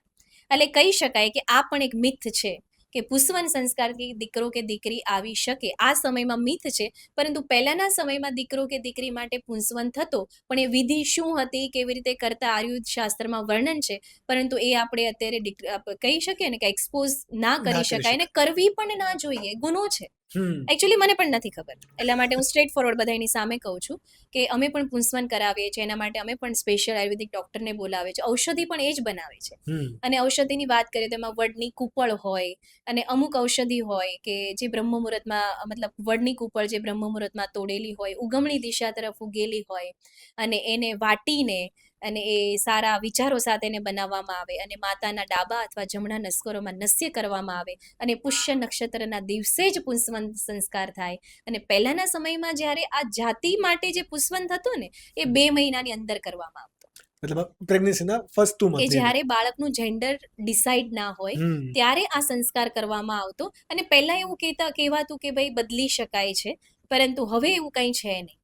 આ સમયમાં અમે પુંસવન સંસ્કાર કરાવે છે ફક્ત ને ફક્ત બાળક નિરોગી તંદુરસ્ત રહે, માતાનું સ્વાસ્થ્ય સારી રીતે જળવાય અને માતાનું કાઉન્સેલિંગ કરીએ કે હવે તમારો પુંસવન સંસ્કાર થયો, હવે તમારા બાળકના હાર્ટબીટ આવી ગયા. અમે 3 મહિના સુધી કરાવીએ છીએ, રાઈટ. અમારો ઉદ્દેશ્ય જાતિ માટે નથી, દીકરા કે દીકરી માટે નથી. અમારો ઉદ્દેશ્ય એ જ છે કે બાળક અને માતાનું સ્વાસ્થ્ય સારી રીતે જળવાય અને હવે એનામાં હાર્ટબીટ આવે એટલે હવે માએ એલર્ટ થવાનું છે કે માતા હવે ગર્ભ સંસ્કાર પ્રત્યે જાગૃત થવાનું છે, હવે બાળકને સંસ્કાર આપવાના છે. કેમ કે જીવ આશરી ગયો, બાળકના હાર્ટબીટ આવી ગયા, હૃદય ધબકવા લાગ્યું છે, હવે બાળકનો વિકાસ પૂરજોશમાં થશે. 80% વિકાસ બાળકનો ગર્ભમાં થવાનો છે. હવે સતર્ક થઈ જાઓ, કારણ કે હવે ગર્ભ સ્થિરત્વ પ્રાપ્ત કરી લે. કેમ કે હવે પુંસવન સંસ્કાર અમે કરાવીએ છીએ કે જ્યારે પુંસવન સંસ્કાર થાય ને અગેન સાયકોલોજી કામ કરે. મેં તમને પહેલા વાત કરી એમ, કેમ કે પુંસવન સંસ્કારથી અમે એવું એને આશ્વાસન આપીએ છીએ અને કહીએ છીએ કે જ્યારે તમારો પુંસવન સંસ્કાર થાય ત્યારબાદ ગર્ભ સ્થિરત્વ પ્રાપ્ત કરી લે. એટલે ગર્ભ સ્થિર થઈ જાય અને માતાનો સ્વીકાર કરી લે કે હવે આ જ મારી માતા છે અને માતા સ્વીકાર કરે કે આ મારું બાળક છે. એટલે હોર્મોન્સ બેલેન્સ થવા લાગે. કેમ કે અહીંયાથી માતા જેટલું ખુશ રહે છે વિચારોથી, એટલું બાળક સ્થિર થઈ જાય અને સ્થાયી થઈ જાય. અને એને કેમ કે ઇનડાયરેક્ટલી જે બાળકના જે ભાવો છે ને એ માતા પર પ્રગટે છે, કે જેને આજે વિજ્ઞાન હોર્મોનલ ચેન્જીસ કે મૂડ સ્વિંગ્સ કહે છે, રાઈટ. પરંતુ આધ્યાત્મિક વિજ્ઞાન એવું કહે છે કે બાળક સમય લે છે 3 મહિના, કે આ મારું નવું જે મકાન છે, નવું ઘર છે, નવું ખોળ્યું છે, આમાં રહેવા યોગ્ય છે કે નહીં. તો પુંસવન સંસ્કાર સહારો છે કે જેના દ્વારા બાળક સ્થિરત્વ પ્રાપ્ત કરી લે અને માતા બાળકનો સ્વીકાર કરી લે છે અને બાળક માતાનો સ્વીકાર કરે છે કે હવે આ જ મારું નવું ઘર છે, હવે અહીંયા મારે સર્વાઈવ કરવાનું છે અને પછી એના મૂડ સ્વિંગ્સ ધીરે ધીરે ધીરે ઓછા થવા ઓછા લાગે અને એકદમ સરસ પ્રેગ્નન્સીની આગળ પસાર થઈ જાય. પછી આપણે એવું કહીએ કે હોર્મોન્સ હવે બેલેન્સ થઈ ગયા. એકચ્યુઅલી પુંસવન સંસ્કાર ગર્ભના સ્થિરત્વ માટે હોય અને માતાનું સ્વાસ્થ્ય સારું જળવાય, નિરોગી તંદુરસ્ત રહે, 9 મહિના નિર્વિઘ્ને કષ્ટ રહિત વીતે, એના માટે આપણે પુંસવન ઓકે, તો સંસ્કાર કરીએ. પુંસન સંસ્કાર સપોઝ કે 2 મહિનાની અંદર થઈ જવું જોઈએ, રાઈટ? અત્યારે પછી નો ડાઉટ આ મારો કંઈ ટોપિકનો પાર્ટ પણ નહોતો, but part of the curiosity કે અત્યારે લોકો પંચમાસી કરે છે અને સીમંત સંસ્કાર હોય છે, રાઈટ? તો એ બંનેનું પણ મારે એના પાછળનું સાયન્સ શું છે ગર્ભ સંસ્કારની દ્રષ્ટિએ એ મારે સમજવું છે. ઓકે, પંચમાસીની વાત કરીએ ને તો પંચમાસી છે ને 5મા મહિને બાંધવામાં આવે Yeah. અને એ સિમ્પલી બાંધવામાં આવે કે એક નણંદ હોય ઘરમાં તો એ બેન કે સૌથી નજીકનું રિલેશન કે ફઈનું, બાળકની ફઈ, એટલે ફઈ કે આપણી નણંદ કે જે ગર્ભવતી માતા હોય એની નણંદ એના હાથે રાખડી બાંધે અને રક્ષાનો દોરો બાંધે કે હવે મારી ભાભીને કંઈ થવું ના જોઈએ, મારો ભત્રીજો કે ભત્રીજીને કંઈ થવું ના જોઈએ. રક્ષાનું એક સૂત્ર છે જે 5મા મહિને બાંધવામાં આવે અને એના દ્વારા માતાને એવું થાય કે હવે મને કોઈની નજર નહીં નહીં લાગે લાગે. અને હવે હું સુરક્ષિત થઈ ગઈ. Again psychology psychology. કે તાવીજ પહેરીએ છે કે માળા પહેરીએ છે તો હવે આપણે મને કશું જેવું નહીં થાય. તાવીજ પહેરીએ ને અથવા તો ઘણા દોરા ધાગા પહેરે કે કોઈ બીમાર પડે તો એમ કે દોરો કરાઈ આવું, તો દોરો બાંધશો ને એટલે સારું થઈ જાય. એકચ્યુઅલી તાકાત દોરામાં નથી, તાકાત તમારા મનમાં છે. તમે દોરો બાંધ્યો ને એટલે તમે તમારા બ્રેઇનને સિગ્નલ આપ્યું કે હવે મને સારું થઈ સારું જશે, થઈ જશે. એટલે તમારા જે 37 ટ્રિલિયન ન્યુરોન્સ છે ને એ એક્ટિવ થઈ ગયા હા, અને એ અગેન સારા બનવા લાગ્યા અને કહેવાય ને કે એકદમ હેલ્ધી ન્યુરોન બનવા લાગ્યા, કંઈક કમાન્ડ ગયો. અને આ પણ આખું એનએલપી મોડેલ છે કે તમારા વિચારોની અસર તમારા ન્યુરોન્સ પર આખું એપિજીનોમ સાયન્સ છે કે જેને એપિજેનેટિક વિજ્ઞાન કહી શકાય કે એ જે જીનોમ પરનું વિજ્ઞાન જે એપિજેનેટિક સાયન્સ છે કે જે જીન્સ પરનું વિજ્ઞાન છે કે તમારા વિચારોની અસર તમારા શરીર પર, મન પર કેવી રીતે થાય છે, આ એપિજેનેટિક સાયન્સ છે. કે એક કમાન્ડ આપ્યો કે હવે મને સારું થઈ જશે, હવે મને કોઈની નજર નહીં લાગે. એ તાકાત એ દોરામાં છે જ, તાકાત તમારા વિચારોમાં છે અને દોરાએ તમને રક્ષી લીધા. અને આ પંચમાસીના પ્રસંગની પણ હું વાત કરું કે સિમ્પલ કે જ્યારે એક મધર આવ્યા કે ભાઈ મેડમ પંચમાસી કેવી રીતે બાંધવાની, આ ટ્રેન્ડ ક્યારથી શરૂ થયો એની વાત કરું હમણાં જ તો બધું નવું હમણાં જ આવ્યું છે. એટલે ફર્સ્ટ જ્યારે અમારા ડિવાઇન બેબી સોલમાં જ્યારે ફોલોવર્સ અરાઉન્ડ 1,00,000 જેવા હતા, આઈ થિંક, મને યાદ નથી, આજથી 3 યા 4 યર પહેલાની હું વાત કરું, તો મેં એવું કીધું કે એક સિમ્પલ એક કામ કરું ને, આને થોડુંક આમ સરસ રંગે ચંગે એક પ્રસંગ બનાવો કે એ ઘરમાં પણ એને સાજું હતું. તો મેં એને સજેસ્ટ કર્યું એક કામ કરો, તમે એક ફંક્શન જેવું કરો, નાના ફંક્શન જેવું કે આશીર્વાદ પણ મળે બધાયના અને પંચમાસી પણ બંધાઈ જાય કે તમારી નણંદ રાખડી લઈને આવે છે, ભેટ સોગાદો લઈને આવે છે, તમે એને ફૂલડે વધાવો છો અને પછી તમારા સાસુ તમને કોઈ પુસ્તક ગિફ્ટ કરે છે કે હવે આ વાંચજે, કેમ કે 5 મહિના પછી જીવ આસરી જાય, એટલે જેવું વિચાર ચિંતન કરો એવું બાળક આવે તો કે વાંધો નહીં. તો એને સરસ મજાનું શૂટ કરાવીને રીલ, અને મેં પહેલી રીલ અપલોડ કરી અને એના મિલિયન્સ ઓફ વ્યૂઝ આવે અને પછી આ ટ્રેન્ડ શરૂ થઈ ગયો. સો તમે એના પાછળ છો કારણભૂત. મારો નહીં તો મારો ક્વેશ્ચન કેવો હતો, ટુ બી વેરી ઓનેસ્ટ, કે આ બધું અત્યાર સુધી હતું નહીં કે શા માટે લોકો કરે છે. સિરિયસલી આને અમને એવી ખબર પણ નહોતી કે આ ટ્રેન્ડ બની જશે. અને એક જસ્ટ અમે સિમ્પલ એક મધરને સજેસ્ટ કરીને, તમે જોજો એ મારી ફર્સ્ટ રીલ જ્યારે પંચમાસીની, કોઈની પણ પંચમાસી એવી થતી જ નહીં હતી કોઈ, અને અત્યારે તો લોકો લાખો રૂપિયા પંચમાસી પાછળ સ્પેન્ડ કરે છે. લોકો જમણવાર કરે છે, સિરિયસલી સીમંત સંસ્કાર થતા હોય આ રીતની. અને એક સિમ્પલ મારું એક લોજિક હતો, એક આઈડિયા હતો કે તમને એક સારું પણ ફીલ થશે, તમારી પંચમાસી પણ બંધાશે અને સરસ થઈ જશે. એટલે એમાં એક ફંક્શન બનાવી દીધું, રીલ અપલોડ થઈ, પછી તો ટ્રેન્ડ શરૂ થઈ ગયો. હવે તો અને કહેવાય કે તમે જાણતા અજાણતા ફોટોગ્રાફર માટે, કેટરર્સ માટે, ઇવેન્ટ ડેકોરેશન માટે એક બિઝનેસની ઓપોર્ચ્યુનિટી બનાવી. સિરિયસલી ઘણા બધા એને રોજી પણ મળી. થેન્ક ગોડ કે મને આના માટે નિમિત્ત બનાવી. એક મધર માટે પણ એક સ્પેશિયલ ડે થઈ ગયો અને ડેકોરેશન્સ પણ ઘણા બધા આના આવી ગયા. અને at the end happy moment કે જે કોઈ પણ પ્રેગ્નન્ટ વિમેનને જોઈએ છે, બરાબર, એમના હોર્મોન બેલેન્સ માટે કે પછી એમના મૂડ સ્વિંગને કંટ્રોલ કરવા માટે, તો હેપીનેસ અને મેન્ટલ હેલ્થ સારું આમાં થવાનું છે. સીમંત સંસ્કાર વિશે આપણે વાત કરવી હતી, સોરી. સીમંત સંસ્કાર ખાસ કરીને 5મા અથવા 7મા મહિને થાય અને મોટા ભાગે 7મા મહિનામાં જ કરવામાં આવે. તો એના પાછળ પણ સેમ આ એક ટ્રેન્ડ ચાલ્યો. એવી જ રીતે એક અમારા ક્લાસમાં જે મધર્સ આવતા હતા એનું અમે સામૂહિક પહેલાં કરાવતા. તમે અમારા પેજમાં બહુ જૂના વિડીયોઝ જોશો ને તો તમને ખ્યાલ હશે કે જ્યારે જન્માષ્ટમી હોય કે નવરાત્રિ હોય તો એક સાથે 40 50 મધરો જેનો 5મો અથવા 7મો મહિનો ચાલતો હોય બધા એને સાથે બેસાડતા અને એક સીમંત વિધિ કરાવતા. અને સિમ્પલી છે કે અમારા કંઈ અંદરથી તો જ્ઞાન આવેલું નથી, મેં પણ સાંભળેલું છે, જોયેલું છે અને વાંચેલું છે. અને આ બધી જ વાત વેદો, પુરાણો, ચરક સંહિતામાં, ગર્ભોપનિષદમાં વર્ણિત છે અને એ જ વિધિ વિધાન લોકો સામે લાવીએ છે. તો એમાં મેં શાસ્ત્રમાં વાંચેલું કે સીમંત વિધિમાં આપણે સીમંત લટારનું મહત્વ હોય કે જે પતિ દ્વારા પત્ની પર કરવામાં આવે. અને સીમંત વિધિ જરૂરી નથી કે પહેલી જ વખત થાય. અમારા અમુક મધર્સ છે જે બીજી વખત પણ સીમંત કરે છે. અને અત્યારે શું છે કે સીમંત સંસ્કાર એટલે જમણવાર કરવો, ડેકોરેશન્સ કરવું, ફંક્શન કરવું, પણ આની સાથે કંઈ લેવા દેવા જ નથી. સીમંત સંસ્કારમાં એક જ મહત્વ છે કે બાળક અને માતાને આશીર્વાદોથી પોષવા અને એને આશીર્વાદ આપવા. અને એના માટે સીમંત વિધિ કરવામાં આવે કે જેમાં એક સિંદૂરની લટાર છે માથામાં ખેંચવામાં આવે કે જ્યાં એક નાનું બાળક જન્મ્યું હોય ને પોલાણવાળો જે ભાગ હોય ને જેને બ્રહ્મરંધ્ર કહેવામાં આવે ત્યાં સીમંતની લટાર પતિ ખેંચે અને પછી એ પત્નીના માથા પર હાથ મૂકે. તો એ પત્નીને આશીર્વાદ નથી આપતો પતિ. હજુ ઘણાને ગેરમાન્યતા છે કે આ પત્નીને આશીર્વાદ આપે છે. ગેરમાન્યતા તો છોડો, લોકોને ખબર જ નથી કે શા માટે કરે છે, શા માટે થાય છે. Exactly right. એટલે એ એના માથા પર હાથ મૂકે ને તો આપણા બ્રેઇનમાં ગ્રંથિ હોય, અંતઃસ્રાવી ગ્રંથિ, અને એમાંથી આપણા હોર્મોન્સ રિલીઝ થાય. Right, you are a science student એટલે યસ. તો એમાંથી જે હોર્મોન રિલીઝ થાય ને તો જ્યારે માથા પર હાથ મુકાય ને ત્યારે માતા શાંતિનો અનુભવ કરે, સુરક્ષાનો અનુભવ કરે. અને પિતાનો ઉદ્દેશ્ય બાળકને આશીર્વાદ આપવાનો છે અને એ માથા પર હાથ મૂકીને બાળકને પોષે છે કે હે મારા દિવ્ય બાળ, તારી આ જીવન યાત્રામાં હું તારો પિતા હંમેશા તારી સાથે રહીશ અને તારી રક્ષા કરીશ. તારી આ જીવન યાત્રામાં હું એક છત બનીને તારું રક્ષણ કરીશ, જેવી રીતે અત્યારે હું તારું રક્ષણ મારા હાથથી કરી રહ્યો છું. અને આવા ભાવો પ્રગટ કરે છે. અને એ બ્રેઇનમાંથી જ્યારે મધરના બ્રેઇનમાંથી હેપીનેસના હોર્મોન્સ સિક્રિએટ થાય છે 7મા મહિનામાં, આ સાયન્ટિફિક રીઝન છે સીમંત સંસ્કારનું કે એના બ્રેઇનમાંથી હેપીનેસના હોર્મોન, ખાસ કરીને ઓક્સિટોસિન હોર્મોન રિલીઝ થાય અને બાળક સુધી પહોંચે. કેમ કે બાળકના ન્યુરોન્સ તો 1 સેકન્ડની અંદર બાળક 104 MB જેટલો ડેટા સ્ટોર કરી શકે. આ સાયન્ટિફિક રિસર્ચ છે, રાઈટ, એના ડેટા છે. અને આવા સમયે જ્યારે માતા એકદમ ખુશ થઈ જાય, શાંત થઈ જાય તો બાળકને એવા ન્યુરોન્સ, એવા જીન્સ, એવા જીવકોષ મળે છે અને બાળક પણ સુરક્ષાનો અનુભવ કરે. આજે તો સાયન્સ એટલું બધું આગળ વધી ચૂક્યું છે કે તમે 7મા 8મા મહિનાની સોનોગ્રાફી કરાવો અને માતા જો સ્ટ્રેસમાં હોય ને તો બાળક આમ સુકડાઈને પડ્યું હોય, એ મુમેન્ટ જ ના આપે. અને તમને મતલબ સોનોગ્રાફી બરાબર પ્રોપર થાય જ ને, કંઈક બાળક મુમેન્ટ આપે તો ડોક્ટર પિક્ચર લઈને કેપ્ચર કરે ને.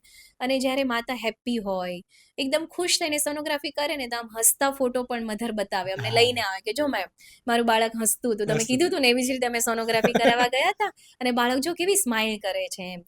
અને જેવું અમે વિચારીએ છીએ એવું જ બાળક આમ 3D સોનોગ્રાફી ઓલમોસ્ટ 70% આઈડિયા આવી જાય કે બાળકનો ફેસ કેવો છે, રાઈટ. એટલે આ સીમંતોને સંસ્કાર આવી રીતે થાય.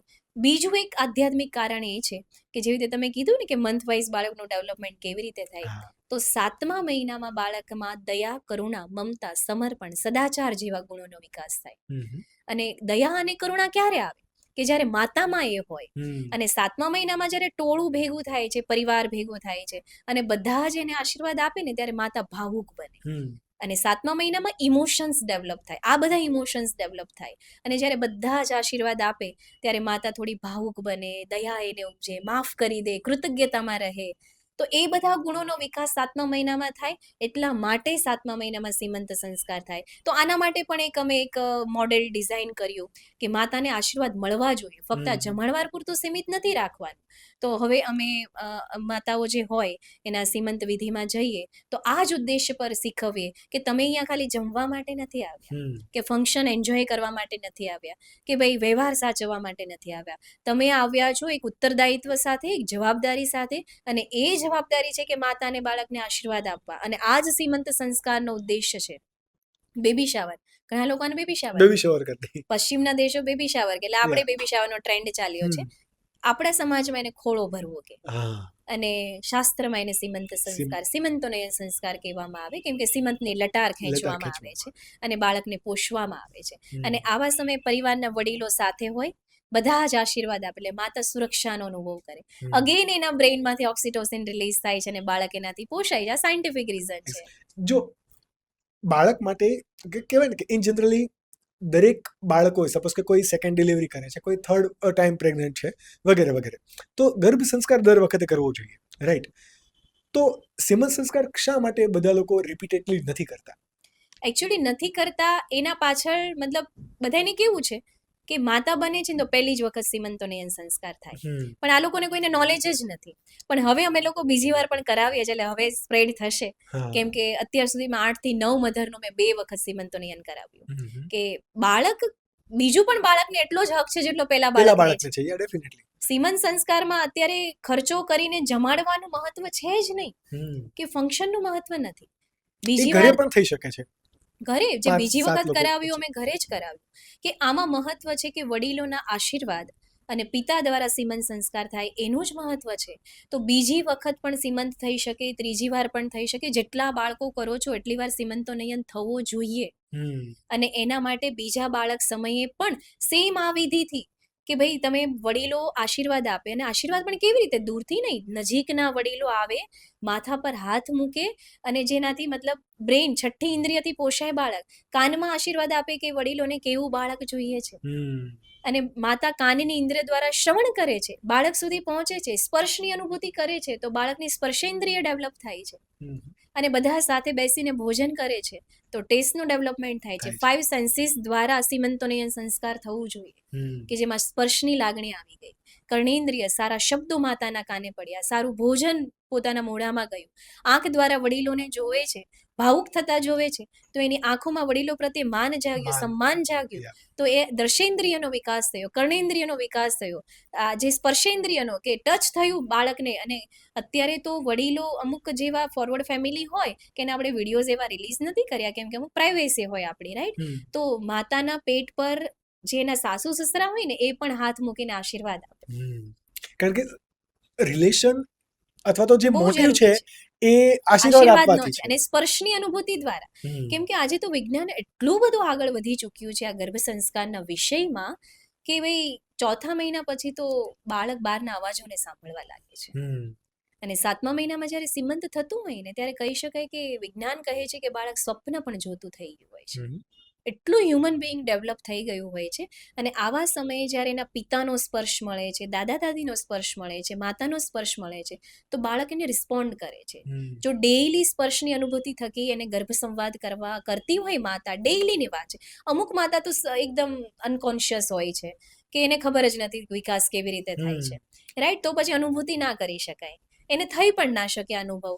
પણ જે માતા પહેલેથી આ વિષયને ફોલો કરે છે, રોજ ગર્ભ સંવાદ કરે છે બાળક સાથે, અને પછી જ્યારે એનો 7મો 8મો મહિનો શરૂ થાય ને તો અમુક એક્ટિવિટી એ કરે, જેવી રીતે કે જેવો ગર્ભ પર આમ હાથ મૂકીને બોલે ને કે હે મારા દિવ્ય બાળ તું શું કરે છે, તરત બાળક રિસ્પોન્ડ કરે. આ અમારા અસંખ્ય મધરોના એક્ઝામ્પલ છે, કે તરત જ બાળક મુવમેન્ટ કરવા લાગે, કે એ સાંભળી શકે છે બધું. આ એનો પુરાવો છે. અને આ તો આપણા શાસ્ત્રોમાં પણ વર્ણિત છે. અષ્ટવક્રની વાત તમે સાંભળી હશે, કે જ્યારે અષ્ટવક્ર, કે આજે વિજ્ઞાન સાબિત અમુક સમય પહેલા કર્યું, કે 4થા મહિના પછી બાળક બહારની વાતોને સાંભળી શકે છે. પણ આપણા શાસ્ત્રોમાં તો સદીઓ પુરાનું એક્ઝામ્પલ, કે અષ્ટવક્ર જ્યારે માતાના ગર્ભમાં હતા અને એમના પિતા જ્યારે શાસ્ત્રોક્તાર કરતા હતા, માતાને શાસ્ત્રનું શ્રવણ કરાવતા હતા, એક શ્લોકમાં ભૂલ પડી, ત્યારે અષ્ટવક્ર જણાવે છે કે પિતાજી આ શ્લોકમાં ભૂલ છે.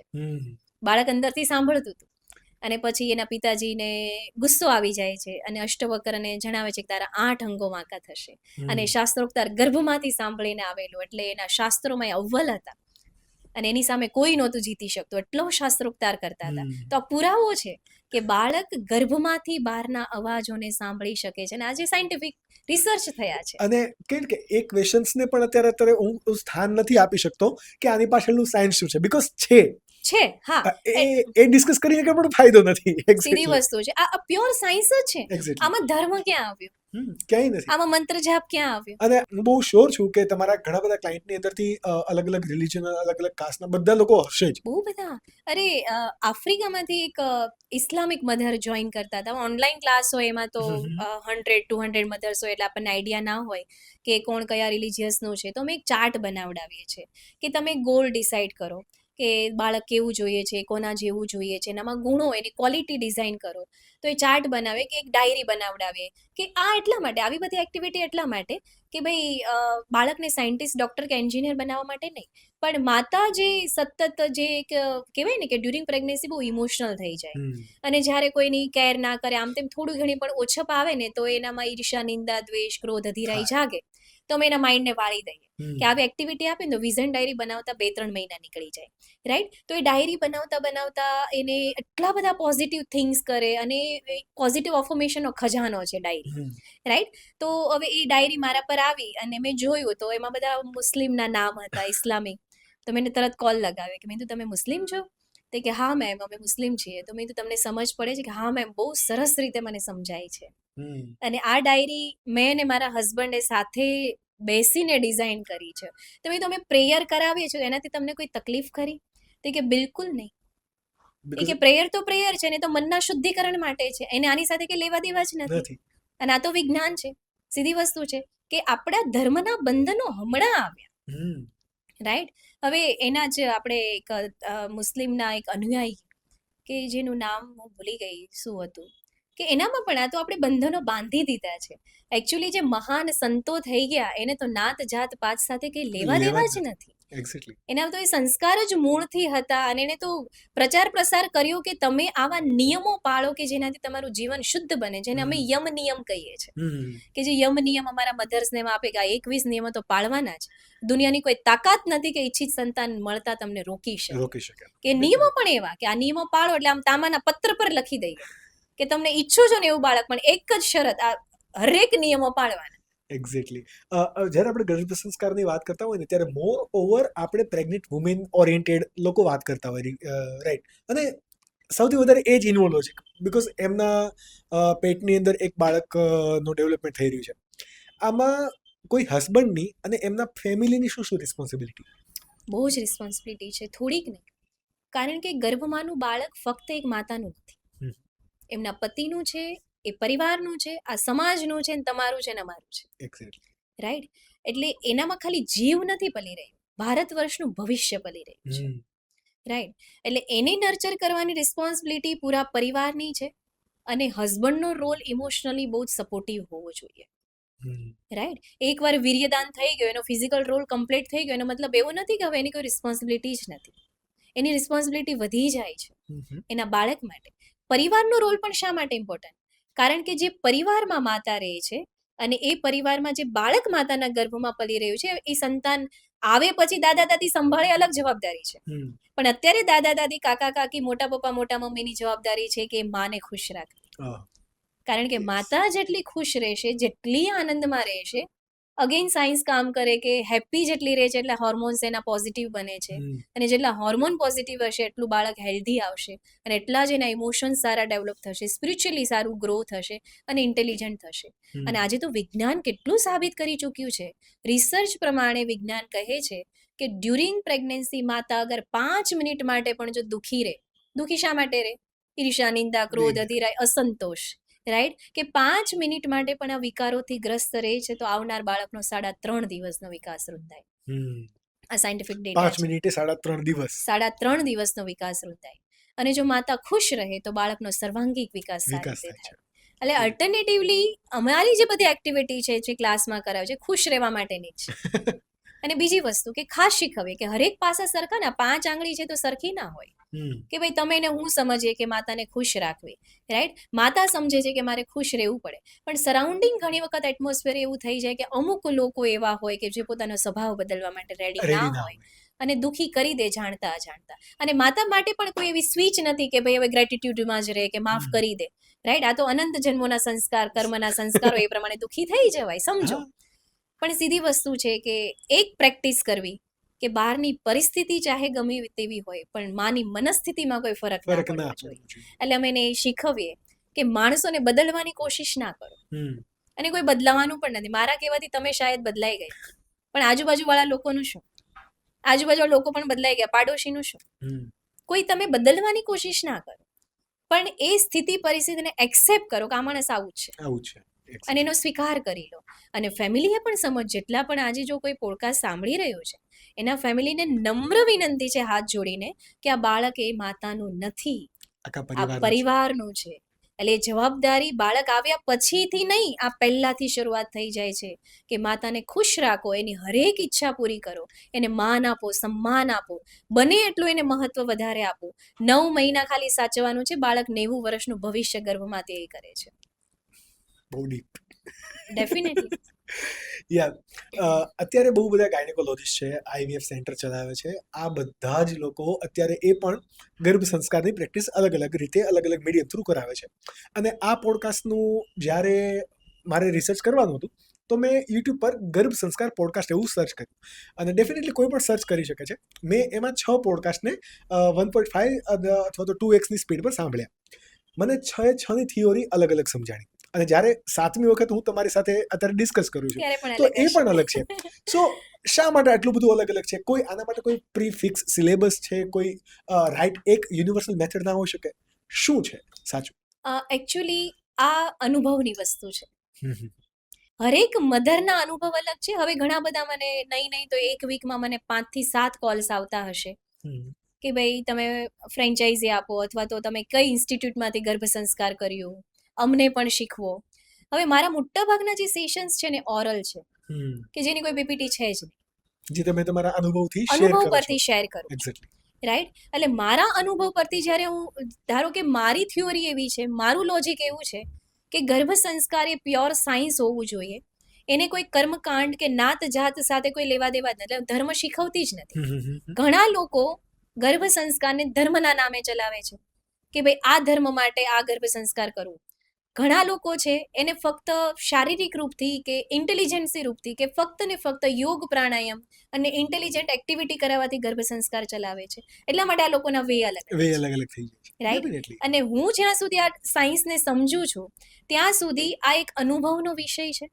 બીજી વસ્તુ કે આના માટે કોઈ કોર્સિસ ડિઝાઇન થઈ જ ના શકે, કારણ કે જો પોસિબલ જ નથી. દરેક ના, નો ડાઉટ થયા છે, અમુક કરાવે પણ છે. પણ એમાં શું રેડી કરાવડાવે છે? એક તો ફિઝિક્સ કવર કરાવે છે કે જેમાં તમારું કવર થઈ જાય કે ફિઝિકલ ક્વેશ્ચન, કે જેમાં યોગ પ્રાણાયામ વધીને ધ્યાન, રાઈટ, અને ઇન્ટેલેક્ચ્યુઅલ એક્ટિવિટી કે જે આજકાલ બહુ તમે રીલ્સ જોવા મળશે, brain development activity, right brain, left brain અને મિડ બ્રેઇન, આના પર જ ફોકસ થાય છે. મોસ્ટલી આ જ ગર્ભ સંસ્કાર લોકો કહે છે, but it's a part of ગર્ભ સંસ્કાર. અગેન ઇટ્સ નોટ અ ગર્ભ સંસ્કાર. જે તમે પેલા 4 ક્યુ કીધા એમાંથી ખાલી 2 જ ક્યુ ક્વેશ્ચન પર હાઈલી ફોકસ થાય છે. નો ડાઉટ અત્યારે ઘણા બધા ઇમોશનલ ક્વેશ્ચન ને સ્પિરિચ્યુઅલ ક્વેશ્ચન પર પણ કરાવે છે, અને ઘણા બધા કરાવે છે, સારી વાત છે. એટલે અમારી પાસે ઘણા આવે તો કે મેડમ અમને દૂર પડે છે, તો અમે સજેસ્ટ કરીએ કે તમારા નજીકનું સેન્ટર સિલેક્ટ કરો, પણ તમે કરો. એક્ઝેક્ટલી. આમાં કોમ્પિટિશન નામની વસ્તુ જ નથી. સીધી વસ્તુ છે કે હું જે ઉદ્દેશ્ય સેવું છું, કે મારો એક જ ઉદ્દેશ છે. મારી ગર્ભશાળા બુક છે ને એમાં પણ નીચે મેં એક ટેગલાઈન આપેલી છે કે હવે હર ઘર પ્રગટશે દિવ્ય સંતાનની જ્યોત. તો બધી જગ્યાએ ઋષિતા ખૂંટ નહીં પહોંચી શકે. ગર્ભશાળા બધી જગ્યાએ પહોંચી શકશે. ગર્ભશાળા બધે પહોંચશે. બીજી વસ્તુ કે ઘણા લોકો એમ કે ભાઈ દૂર પડે છે, તમે કેવી રીતે આવીએ? તો અમે એવું કહીએ કે જો સુરતમાં ઘણા બધા સેન્ટર છે, તમને જે નજીક પડે ને ત્યાં જાઓ, પણ તમે કરો. સાવ નથી કરવું એના કરતા બેટર છે તમે કરો. તો ઘણા લોકો એમ પણ કહે તમને કોમ્પિટિશનનો ડર ના લાગે, તમે એવું નથી કરતા તમારા મધર, આ પૈસા કમાવાનો ધંધો જ નથી. પહેલી વસ્તુ આ તો કહેવાય ને કે આના માટે કોઈ આ શરૂ કરેલું જ નહીં હતું, પણ ભગવાનની દયા એટલી વરસી કે બ્લેસિંગ્સ પણ એટલા મળે છે અને પૈસા પણ મળે છે. સીધી વસ્તુ છે. હું ડેફિનેટલી કહી શકું કે I can earn with blessings, કે હું બ્લેસિંગની સાથે મારી ઇન્કમ મારી આવે છે અને બહુ શુદ્ધ રૂપથી આવે છે.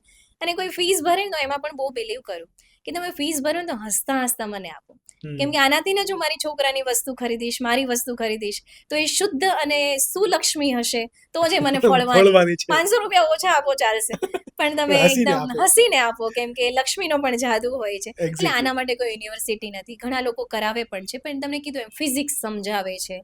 અને આપણા નો ડાઉટ ગાંધીનગર ચિલ્ડ્રન યુનિવર્સિટીમાંનો સરસ મજાનો કોર્સ ચાલી રહ્યો છે, અને મને ખ્યાલ છે ત્યાં સુધી ચાલી રહ્યો છે, પણ મને અત્યારનો આઈડિયા નથી કે શું ચાલી અત્યારે, મતલબ શું અત્યારે કયા સ્ટેજ પર છે, કે ઓનગોઈંગ છે કે નથી ખબર. પણ એનો સરસ કોર્સ છે કે લોકોએ ડિઝાઇન કર્યો છે કે જે લોકો મતલબ આ ક્ષેત્રમાં આગળ વધવા માંગતા હોય, અથવા જે પ્રેગ્નેન્ટ મધર હોય, તો એમાં સરસ મજાનું બધું શીખવવામાં આવે છે. અને એમાંથી મેં એક પ્રેયર પણ લીધેલી કે હે પ્રભુ વિનવું તને હું આજ મનના ભાવથી, દેજે મને સંતાન એવું જગદી પાવે જ્ઞાનથી. એ પ્રેયર એ ગાંધીનગર ચિલ્ડ્રન યુનિવર્સિટી જે છે, અને એના કોઈ નામ હું ભૂલી ગઈ, પણ એ ત્યાંના જે આચાર્ય હતા એણે ડિઝાઇન કરેલી હતી. અને સરસ પ્રેયર છે, અમે બધા જ મધર્સને કરાવીએ છીએ અને ઓનલાઈન પણ અમે મૂકી છે કે જેનાથી બધાને કરી શકે.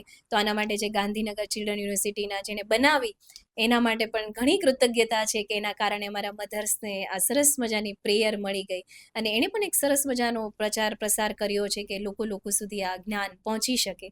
પણ હું કહી શકું એમ બધે તો હું નથી પહોંચી શકું એમ, એટલા માટે અમે ઓનલાઈન ક્લાસ પણ શરૂ કર્યા છે અને કહીએ કે જ્યાં નજીક થાય ત્યાં જાઓ, પણ જાઓ તમે. જાઓ ખરા. અને મને કેવું ઇન જનરલી અમારા પોડકાસ્ટમાં છે ને અમે mostly entrepreneurship oriented podcast platform છીએ કે જ્યાં અમે બિઝનેસીસની વાતો વધારે કરતા હોઈએ.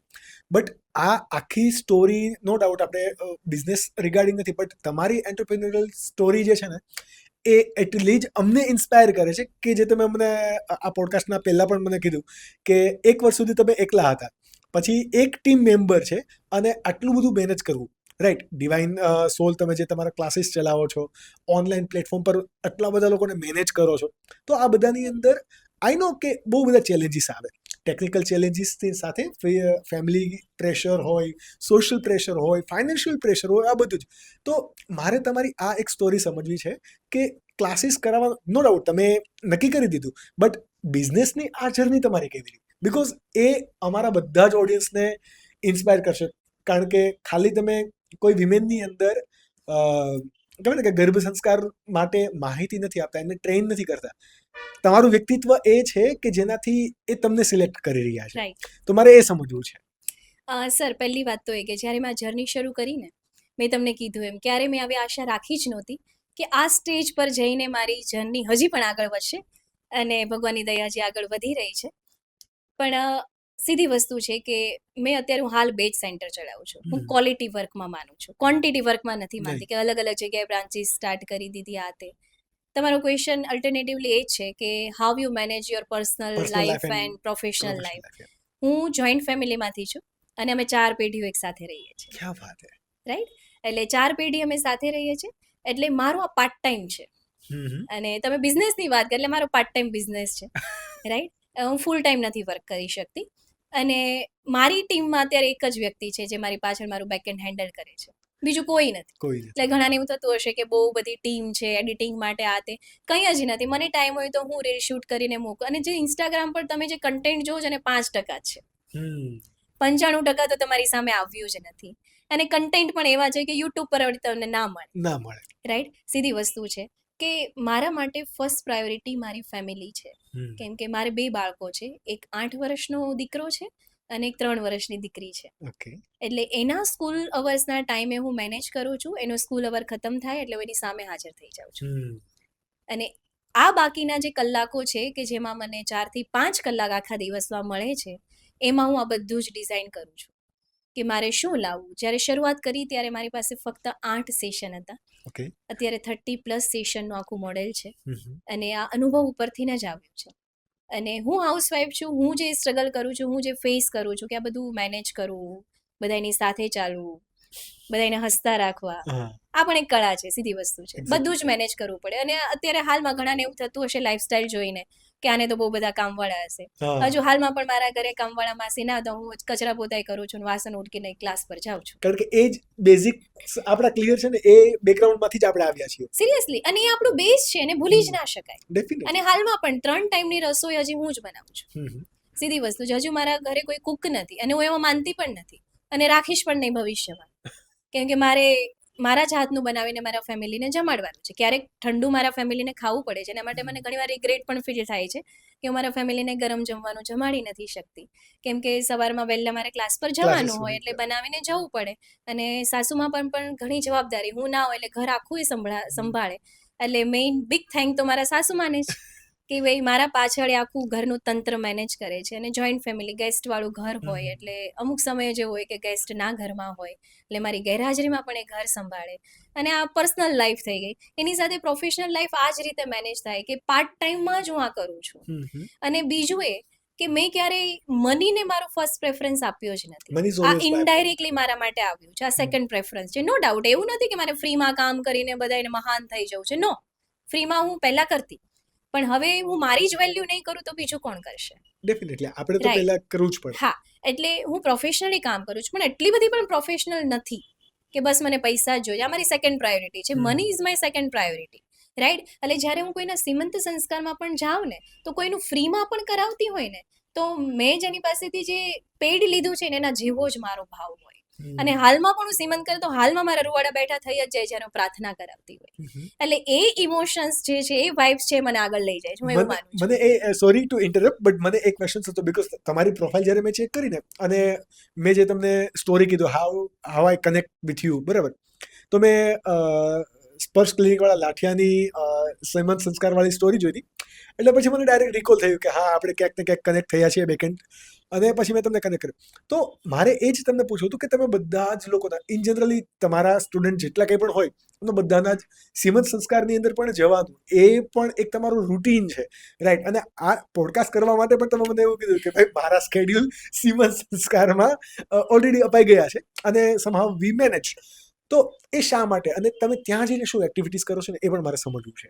ડેફિનેટલી મેં તમને કીધું એમ કે શ્રીમંત સંસ્કાર આશીર્વાદોનો પ્રસંગ છે. આના સિવાય કોઈ જાતની હું વાત કરતી જ નથી.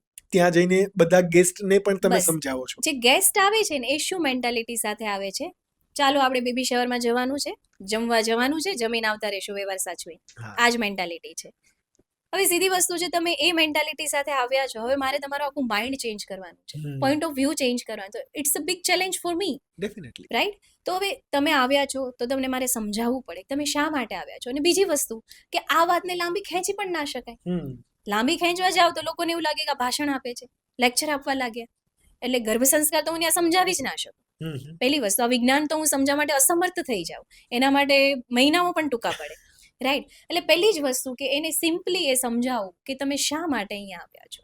કારણ છે કે તમે આશીર્વાદ આપવા માટે આવ્યા છો. આશીર્વાદ ક્યારે આપી શકાય? કે જ્યારે મન શુદ્ધ હોય ત્યારે.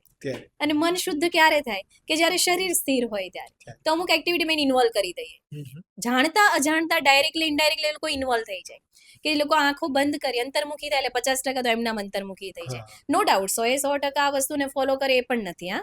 30% એવા અપવાદ હોય જ કે જેને આની સાથે કઈ લેવા દેવા જ નથી, જેને જમણવાર સાથે એના માટે જ આવે છે, એના માટે જાય. પણ એને ઇગ્નોર કરતા જે 70% પબ્લિક જે છે કે ખાસ કરીને એના ફેમિલીનું પબ્લિક છે એને હું કનેક્ટ કરવાની કોશિશ કરું કે ભાઈ તમે અહીંયા આવ્યા છો, આશીર્વાદ આપવા માટે આવ્યા છો, આંખો બંધ કરી 2 થી 3 મિનિટ ધ્યાનમાં લઈ જાઓ. ધ્યાન કરીને અમુક મંત્રોચ્ચાર કરાવડાવો કે મંત્રમાં એટલી તાકાત છે ને કે એ આજે સાયન્સ પણ પ્રૂવ કરે છે કે ગાયત્રી મંત્ર છે તો હાઈએસ્ટ ફ્રીક્વન્સી વાળો એ મંત્ર છે કે જેનાથી નેગેટિવિટી દૂર થાય છે, રાઈટ? તો એ મંત્રનો નાદ જ્યારે 500 લોકો એક સાથે કરીને એક જ મંત્ર નાદ કરે તો વાઇબ્સ ઓટોમેટિકલી પોઝિટિવ બની જવા. અને યુ કેન ફીલ, જો તમે કોઈ મારા બેબી શાવર ફંક્શન અટેન્ડ કરશો તો તમને ખ્યાલ આવશે કે લિટરલી તમને એવું ફીલ થાય કે સમથિંગ ડિફરન્ટ, અલગ થઈ રહ્યું છે અને કંઈક અલગ અનુભૂતિ થઈ. તમે એકલા ગાયત્રી મંત્ર કરો અને 500 લોકો સાથે કરો, બહુ બધો ફરક પડે, રાઈટ? એ ઓરાઝ, એ વાઇબ્રેશન ડિફર થઈ જાય. અને પછી એ અમુક 2-3 મંત્રોચ્ચાર કરાવી અને અગેઇન એ લોકોને ધ્યાનની અવસ્થામાં લઈ જવામાં આવે. અને માતાને આશીર્વાદ આપવા માટે આપણે આવ્યા છીએ, માતૃત્વના વધામણા માટે આપણે આવ્યા છીએ. તો મધરનું ઇમ્પોર્ટન્સ શું છે એની લાઈફમાં, કે તમારી જનનીએ તમને જ્યારે જન્મ આપ્યો ત્યારે આ જ જર્નીમાંથી પસાર થઈ. અને આશીર્વાદ તો એક બાળકનું મન હોય ને એવી રીતે આપી શકે. બાળકનું મન કેવું હોય? નિરાસક્ત હોય, અનુરાગી હોય, અનાસક્ત હોય, કે એનામાં કોઈ પ્રપંચ ના હોય. એવા મન સાથે જ આશીર્વાદ પ્રગટ થવા જોઈએ. તો એ બાળકની એની પાસ્ટની જર્નીમાં લઈ જઈએ કે બાળક બનીને વિચારો કે તમે તમારું બાળપણ કેવી રીતે પસાર કર્યું. અને પછી બધા જ સાથે મળીને ઈશ્વરને આહ્વાન કરે, પ્રાર્થના કરે ઈશ્વરને કે આજે તમે અમારા બાળકને આશીર્વાદ દેવા માટે આવો. અને જ્યારે કુદરતનો નિયમ છે ને, it's a law of attraction, કે બધા એક જ સાથે જ્યારે એક જ વસ્તુ માટે કામના કરે ત્યારે એ પોઝિટિવ વાઇબ્સ ફીલ થાય છે અને એનર્જી ક્રિએટ થાય છે, ઓરાસ ક્રિએટ થાય છે. તો બધા જ એક સાથે ઈશ્વરનું આહ્વાન કરે, પ્રાર્થના કરે અને એક જ માટે, બાળકના માટે, બાળક જ સેન્ટરમાં છે. અને ત્યારે દિવ્ય અનુભૂતિ અનુભવાય કે બધા જ એક માટે પ્રાર્થના મારા દ્વારા ક્રિએટ થયેલી હોય. આખી જ 3 મિનિટ 4 મિનિટની પ્રાર્થના છે કે જેમાં વડીલોના આશીર્વાદ હોય, કુળદેવને આમંત્રણ હોય, કુળદેવીને આમંત્રણ હોય, સમગ્ર બ્રહ્માંડના દેવી દેવતાઓને આમંત્રણ આપવામાં આવે કે આશીર્વાદ દેવા માટે પધારો. અને પછી એ લોકોનું કર્તવ્ય શરૂ થાય, બધા જ સાથે મળીને પછી માતાને આશીર્વાદ આપે. તો બધા જ લોકો એકદમ શાંત પડી ગયા હોય, એને વાત કરવાનું મન ના થાય કે 500 લોકો ખાલી એક જ કમાન્ડ માટે કે આશીર્વાદ દેવા માટે સજગ થઈ ગયા હોય અને પછી એ લોકો આશીર્વાદ આપે. અને ખરેખર અમારે તો એવા રિવ્યૂ પણ આવ્યા છે કે પ્રેગ્નન્સી રહીને ત્યારથી બેડ રેસ્ટ હોય હમ. અને ખાલી આમ અડધો કલાક જ માંડ ડોક્ટર પરમિશન આપે કે ભાઈ અડધો કલાક તમારે બેસવાનું છે. હા. અને ઘણી વાર તો સીમંત પણ કેન્સલ કરી નાખે, એવા ઇશ્યુઝ હોય. અને પછી અડધો કલાકની પરમિશન રાખી બેબી શાવર કરે અને પછી રિવ્યુ આવે કે મેડમ ખરેખર આશીર્વાદ લાગી ગયા, ડોક્ટરે કીધું બેડ રેસ્ટની જરૂર નથી. Like psychology, miracles. Miracle, it's happen, right. અને આ થાય છે કેમ કે બધા જ લોકો જ્યારે તમારી સ્વાસ્થ્ય માટે કામના કરે છે, નિરોગી જીવન માટે કામના કરતા હોય, ત્યારે કોકનું તો ખોળિયું શુદ્ધ થાય જ. ડેફિનેટલી. કોઈ એકાદો વ્યક્તિનો અંતરાત્મા શુદ્ધ થઈ ગયો અને આશીર્વાદ નીકળી ગયા. અને વડીલોના તો નીકળી જ જાય, જે અમુક તો 4 પેઢીઓ. હમણાં એક બેબી શાવરમાં કે 5 પેઢી જોવે છે. એ દાદા હતા, એના દીકરાના દીકરાના દીકરાના ઘરે દીકરા એનો શ્રીમત કરતા હતા, 5મી પેઢી જોતા હતા, રાઈટ. એટલે એવા જ્યારે અંતરના ઊંડાણથી આશીર્વાદ આપે ત્યારે ખરેખર આ સિમંતનીય સંસ્કારનો હેતુ સિદ્ધ થાય છે. બાકી તો જમણવાર જ છે. બાકી જમણવાર જ છે, એઝ યુ સેડ. યસ, જમણવાર જ છે. એટલે હું તો એવું કહું કે તમે ફંક્શનમાં, ઘણા લોકો એવું કહે ને કે મારું બજેટ આમ છે તેમ, હું એવું કહું ડેકોરેશન કાંઈ નહીં કરાવતા, ચાલશે. ડેકોરેશન નહીં કરાવો ચાલશે. જમણવારમાં 200 રૂપિયાની ડીશ રાખી તો ચાલશે, પણ આ વસ્તુ થવી જરૂરી છે. ઘરે કરાવો, ખાલી વડીલોને ભેગા કરીને કરાવો, પણ કરાવવું જરૂરી છે. દરેક બાળકને આશીર્વાદનો હક છે મેળવવાનો, અને આશીર્વાદથી પોષાય છે. વન લાસ્ટ ક્વેશ્ચન, પછી આપણે પોડકાસ્ટને એન્ડ તરફ લઈ જઈએ, કે અત્યારે જે કેવું કે પેરેન્ટ ટુ બી છે, જે પેરેન્ટ્સ બનવાના છે અથવા તો બનવાનું પ્લાનિંગ કરી રહ્યા છે, એને કોઈ તમારે જો શોર્ટ સલાહ આપવી હોય તો તમે એને શું સલાહ આપશો? સીધી વસ્તુ છે, જેમ નોકરી મેળવવા માટે ડિગ્રીની જરૂર છે ને, એવી જ રીતે જો શ્રેષ્ઠ માતા પિતા બનવું હોય ને, તો આ ગર્ભ સંસ્કારની આવશ્યકતા છે જ. અને મેં તમને કીધું એમ કે બોએ બીજ બબુલ કા તો આમ કહા સે આય. આ સિદ્ધાંત બધાને ખબર છે કે જેવું બીજ વાવીશું એવું જ લણીશું, જેવું વાવીશું એવું જ પામીશું. તો એ સિદ્ધાંત અનુસાર જેવું બાળક જોઈએ છે ને એવા માતા પિતા બની જાવ. ડેફિનેટલી. અને પોતાના બીગની અંદર લઈને આવો. ડેફિનેટલી. અને જે પણ ડિગ્રી તમારી છે, કોઈ પણ વ્યક્તિ જે જોઈ રહ્યું છે, તમે ખાલી એટલો વિચાર કરો કે તમે આ સ્ટેજ સુધી તમારા ધંધાને લઈ ગયા, તમારે ડિગ્રી મેળવવા માટે ન જાણે તમે કેટલાય કષ્ટો વેઠ્યા. 17 વર્ષ, ઘણા 22 વર્ષ સુધી ભણે છે, એક્સપર્ટ થાય, માસ્ટર થાય. તો 22 વર્ષ સુધી કોઈ વિદ્યાર્થી એક ડિગ્રી માટે ભણી શકતો હોય તો માતા પિતા બનવા માટે 1 વર્ષ ના ભણી શકીએ? ડેફિનેટલી. સીધી વસ્તુ છે. 1 વર્ષ સુધી આપણે તપ ના કરી શકીએ માતા પિતા બનવાનું. અને this is a pure science, કે ન્યુરોનનું વિજ્ઞાન છે, એપિજેનેટિક સાયન્સ છે, જેને હર કોઈ વ્યક્તિ રિલેટ કરે છે. અંધશ્રદ્ધા તો છે નહીં. એટલે ફક્ત 1 વર્ષ માટે તો આપણે સંયમ રાખી શકીએ, 1 વર્ષ માટે તો માતા પિતા બનવા માટે આપણે કોશિશ કરીએ. તો કહેવાય ને કે 25 વર્ષ, એટલીસ્ટ 100 લોકો પણ આવો સંકલ્પ લેશે ને તો 25 વર્ષ પછીનું જે ભવિષ્ય હશે એક અલગ હશે. અને મેં જે તમને અમારા પોડકાસ્ટ માટે પણ કીધું કે અમે પણ કંઈક એ ઇન્ટેન્શનથી જ પોડકાસ્ટ કરીએ છીએ કે 2047માં તમારી પાસે અને મારા પાસે ચાન્સ છે કે આ ભારત દેશને વિકસિત ભારત દેશ તરીકે જોઈશું. અને એ વિકસિત દેશ આપણે કોને આપીશું? કારણ કે આપણે તો સરપાસ જ કરવાનું છે ને, આપણે તો જોવાનું છે, માણવાના કોણ છે? આગળની જનરેશન. સીધી વસ્તુ છે. અત્યારે તમે હાલસર જોવો છો કે 10માંથી અમુક બાળકો મેન્ટલ ડિસઓર્ડર્સથી ગ્રસ્ત છે. મેન્ટલ ડિસઓર્ડર, ફિઝિકલ ડિસઓર્ડર્સ કેટલા વધી રહ્યા. અને કોરોના પછી તો તમે જુઓ, મોસ્ટલી જે મતલબ મારું સેન્ટર છે ને, બાજુમાં ન્યુરોથેરાપી સેન્ટર છે, આપણને જોઈને આંખમાંથી આંસુ નીકળી જાય કે એવા બાળકો કેટલા બધી બીમારી છે. અને મેં એમાંથી અમુક માતાને પિક પણ કરી કે જતા હોય તો બોલાવું કે આવો ને બેસો ને, એના પર ઘણા બધા ક્વેશ્ચન કરે, તમારી પ્રેગ્નન્સી કેવી ગઈ? દર્દનાક પ્રેગ્નન્સી જ હોય. એક પણ લેડી એવી નથી કે ખુશ હોય ને એનું બાળક આવું આવ્યું હોય. હરેક લેડીની જે પ્રેગ્નન્સી હતી ને, કે મારા રિસર્ચ પ્રમાણે, કે એને કોઈને કોઈ ફેમિલી ઇશ્યુ હોય, કોઈને કોઈ મનમાં પશ્ચાતાપ રહેતો હોય, દુઃખી રહેતી હોય, હસબન્ડ સપોર્ટ ના કરતા હોય, અથવા તો ફેમિલીમાંથી કોઈને કોઈ દબાણ રહેતું હોય, જેના કારણે સતત ચિંતા, તણાવ, એટલે કે સ્ટ્રેસ, ડિપ્રેશન, એન્ઝાયટીમાં રહેતી હોય, સીધી અસર બાળક પર આવે. અને બાળક એ ઓટિઝમ છે, મેન્ટલ ડિસઓર્ડર્સ છે, અને કોઈ પણ ન્યુરોલોજીકલ ડેવલપમેન્ટ એનું વીક થઈ ગયેલું હોય, બસ આવા જ માનસિક બીમારીવાળા બાળકો જન્મે. અને એના પાછળનું કારણ આ ગર્ભાવસ્થા છે. એટલા માટે ખાસ જે માતા પિતા બનવાના છે ને, કે કદાચ તમારા વર્ષ માટે ઇન્કમ ઓછી થશે ને તો ચાલશે, પણ આ ભારત દેશ માટે આપણે આ કરવાનું છે. પોતાના માટે તો છે જ, બટ આ દેશ માટે ખાસ સીધી વસ્તુ છે કે આ વિષયને છે ને ઘરે ઘરે સુધી પહોંચાડવો છે. પણ પ્રોબ્લેમ એ છે કે આ કોઈ પ્રોડક્ટ નથી મારી પાસે, રાઈટ? હવે આ માઇક છે તો આ માઇકને હું પ્રેઝન્ટ કરી શકું કે એના ફંક્શન આ છે, પણ આ એક વસ્તુ એવી છે ને કે જેને સમજાય ને એને જ સમજાય છે, રાઈટ. અને આ કોઈ બાળક એવી પ્રોડક્ટ તો નથી કે જેને હું આમ એક્સપોઝ કરું કે જો આવું કરવાથી આવું આવું એવા થાય. કોઈ. અને હરેક વ્યક્તિ સમજો કે આજે મને મારા એક્ઝિસ્ટિંગ 650 કરતાં વધારે મધર્સ છે, તો હરેક મધરનું બાળક અલગ આવવાનું છે. અને એને સેમ તો આવવાનું જ નથી. ગર્ભ સંસ્કાર તો મેં બધાને સેમ જ શીખવું છું અત્યારે, રાઈટ. પણ બધાનું સેમ તો આવવાનું જ નથી. કારણ કે બધાની પોતાની ઈચ્છા અલગ અલગ છે, પોતાનું બધાનો ઇમેજિનેશન વિઝન અલગ અલગ છે, વિઝ્યુલાઇઝેશન, ઘરની સ્થિતિ પરિસ્થિતિ અલગ છે, વિચારો અલગ છે, માન્યતાઓ અલગ છે. તો એ પ્રમાણે ડિઝાઇન થશે તો હું એ પ્રેઝન્ટ તો ના જ કરી શકું. એક્ઝેક્ટલી. સીધી વસ્તુ છે. એટલા માટે આ વસ્તુ પર્સનલી લઈને જો ગ્રો થાય તો આ બહુ જ અલગ વસ્તુ છે કે રસ્તો બતાવે, રસ્તો તો બતાવી દે છે, પણ ચાલવું તો માતા પિતાએ જ પડે, પરિવારે જ. અને આ એક પારિવારિક જર્ની છે. જર્ની છે. આમાં પરિવારનો પણ સાથ ખૂબ જરૂરી છે. એક અમારે ડોક્ટર કપલ આવે છે, તો એ હસબન્ડ વાઈફ બંને ડોક્ટર છે, સારી પોસ્ટના ડોક્ટર છે, એક ન્યુરોલોજીસ્ટ છે ને એ ગાયનેક છે વાઈફ, અને એનું ફેમિલી સાથે કે અમારે શું ધ્યાન રાખવાનું. અને એના મમ્મી પપ્પા ડોક્ટર છે ખાસ. હવે આપણને વિશ્વાસ આવે કે ભાઈ આવા લોકો જો ઇન્વોલ્વ થતા હોય તો આ વિષયમાં કંઈક તો છે, કંઈક તો ખૂબી છે. ડેફિનેટલી.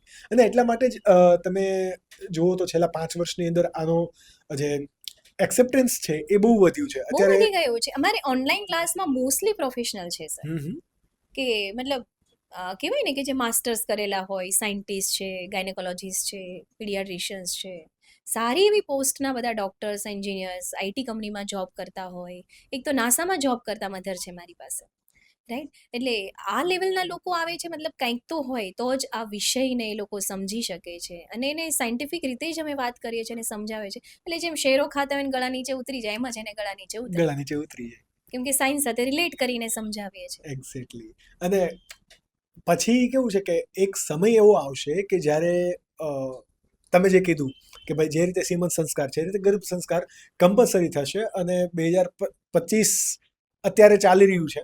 આજથી 25 વર્ષ પછી 2050નું ભારત કંઈક એવું હશે કે જ્યારે 25 વર્ષનો યુવાન પણ કહેવાય ને કે કોઈ હલકા યુવાનો નહીં હોય કે જેની પાસે દ્રઢ મનોબળ હશે, અને એમની માતાએ જે અત્યારે વિચાર કર્યો છે એવા બાળકોને એ જન્મ આપશે. અને એ બાળકો જ્યારે ભારત દેશને ક્યાંક ને ક્યાંક રિપ્રેઝેન્ટ કરતા હશે અથવા તો એમને કંઈક કોન્ટ્રીબ્યુટ કરતા હશે, તો એ દેશના ઉત્થાન માટે જ કરશે. Seriously. Thank you so much ઋષિતાબેન, તમે અમને બહુ ટાઈમ આપ્યો તમારા ટાઈટ સ્કેડ્યુલમાંથી. અને ડેફિનેટલી તમારું જે કંઈ પણ ગાઈડન્સ છે એ અમારી ઓડિયન્સને ફળશે. અને અમારો ઇન્ટેન્શન છે કે જે લોકો બેબી પ્લાનિંગ કરી રહ્યા હોય, અથવા તો તમે જીવો છો તો તમે ક્યાંક ને ક્યાંક આ પરિવારનો ભાગ બનવાના છો. તો આ અમારો પોડકાસ્ટ તમારી લાઈફની અંદર વેલ્યુ એડ કરશે, અમારી એવી એક્સપેક્ટેશન છે. જો તમે ઋષિતા મેમ સાથે કનેક્ટ કરવા માંગો છો, તેમના ક્લાસીસ જોઈન કરવા માંગો છો, એમની બુક પણ છે ગર્ભશાળા, એ પણ પરચેસ કરવા માંગો છો, તો ડિસ્ક્રિપ્શનમાં મેં બધી જ ડિટેલ તમને આપી દીધેલી છે, ત્યાં તમે કોન્ટેક્ટ કરી શકો છો. અને ડેફિનેટલી તમારા ગર્ભ સંસ્કાર, ગર્ભધાન કે જે કંઈ પણ આગળની પ્રોસેસ છે એને બહુ મેનેજ કરી શકો છો સારી રીતે, અને ભારત દેશ માટે ક્યાંક ને ક્યાંક સારું કોન્ટ્રીબ્યુટ કરી શકો છો. આઈ હોપ કે તમને આ પોડકાસ્ટમાંથી ઘણું બધું જાણવા મળ્યું હશે, ઘણું બધું શીખવા મળ્યું હશે. અને જો તમે આવી જ રીતે અમારા પોડકાસ્ટ અને વ્લોગ એન્જોય કરવા માંગો છો, શીખવા માંગો છો, એક્સપ્લોર કરવા માંગો છો, તો પ્લીઝ આ વિડીયોને મેક્સિમમ લોકો સુધી શેર કરી દો, અમારી ચેનલને સબસ્ક્રાઇબ કરી દો અને ગ્રો કરો વિથ આકાશ કુકાની. તો પ્લીઝ અમને સબસ્ક્રાઇબ કરજો અને બને એટલો આ વિડીયો શેર કરજો. એન્ડ યસ, સ્ક્રીન પર જે 2 વિડીયોઝ આપેલા છે એ પણ જોજો, મજા આવશે. જય હિન્દ.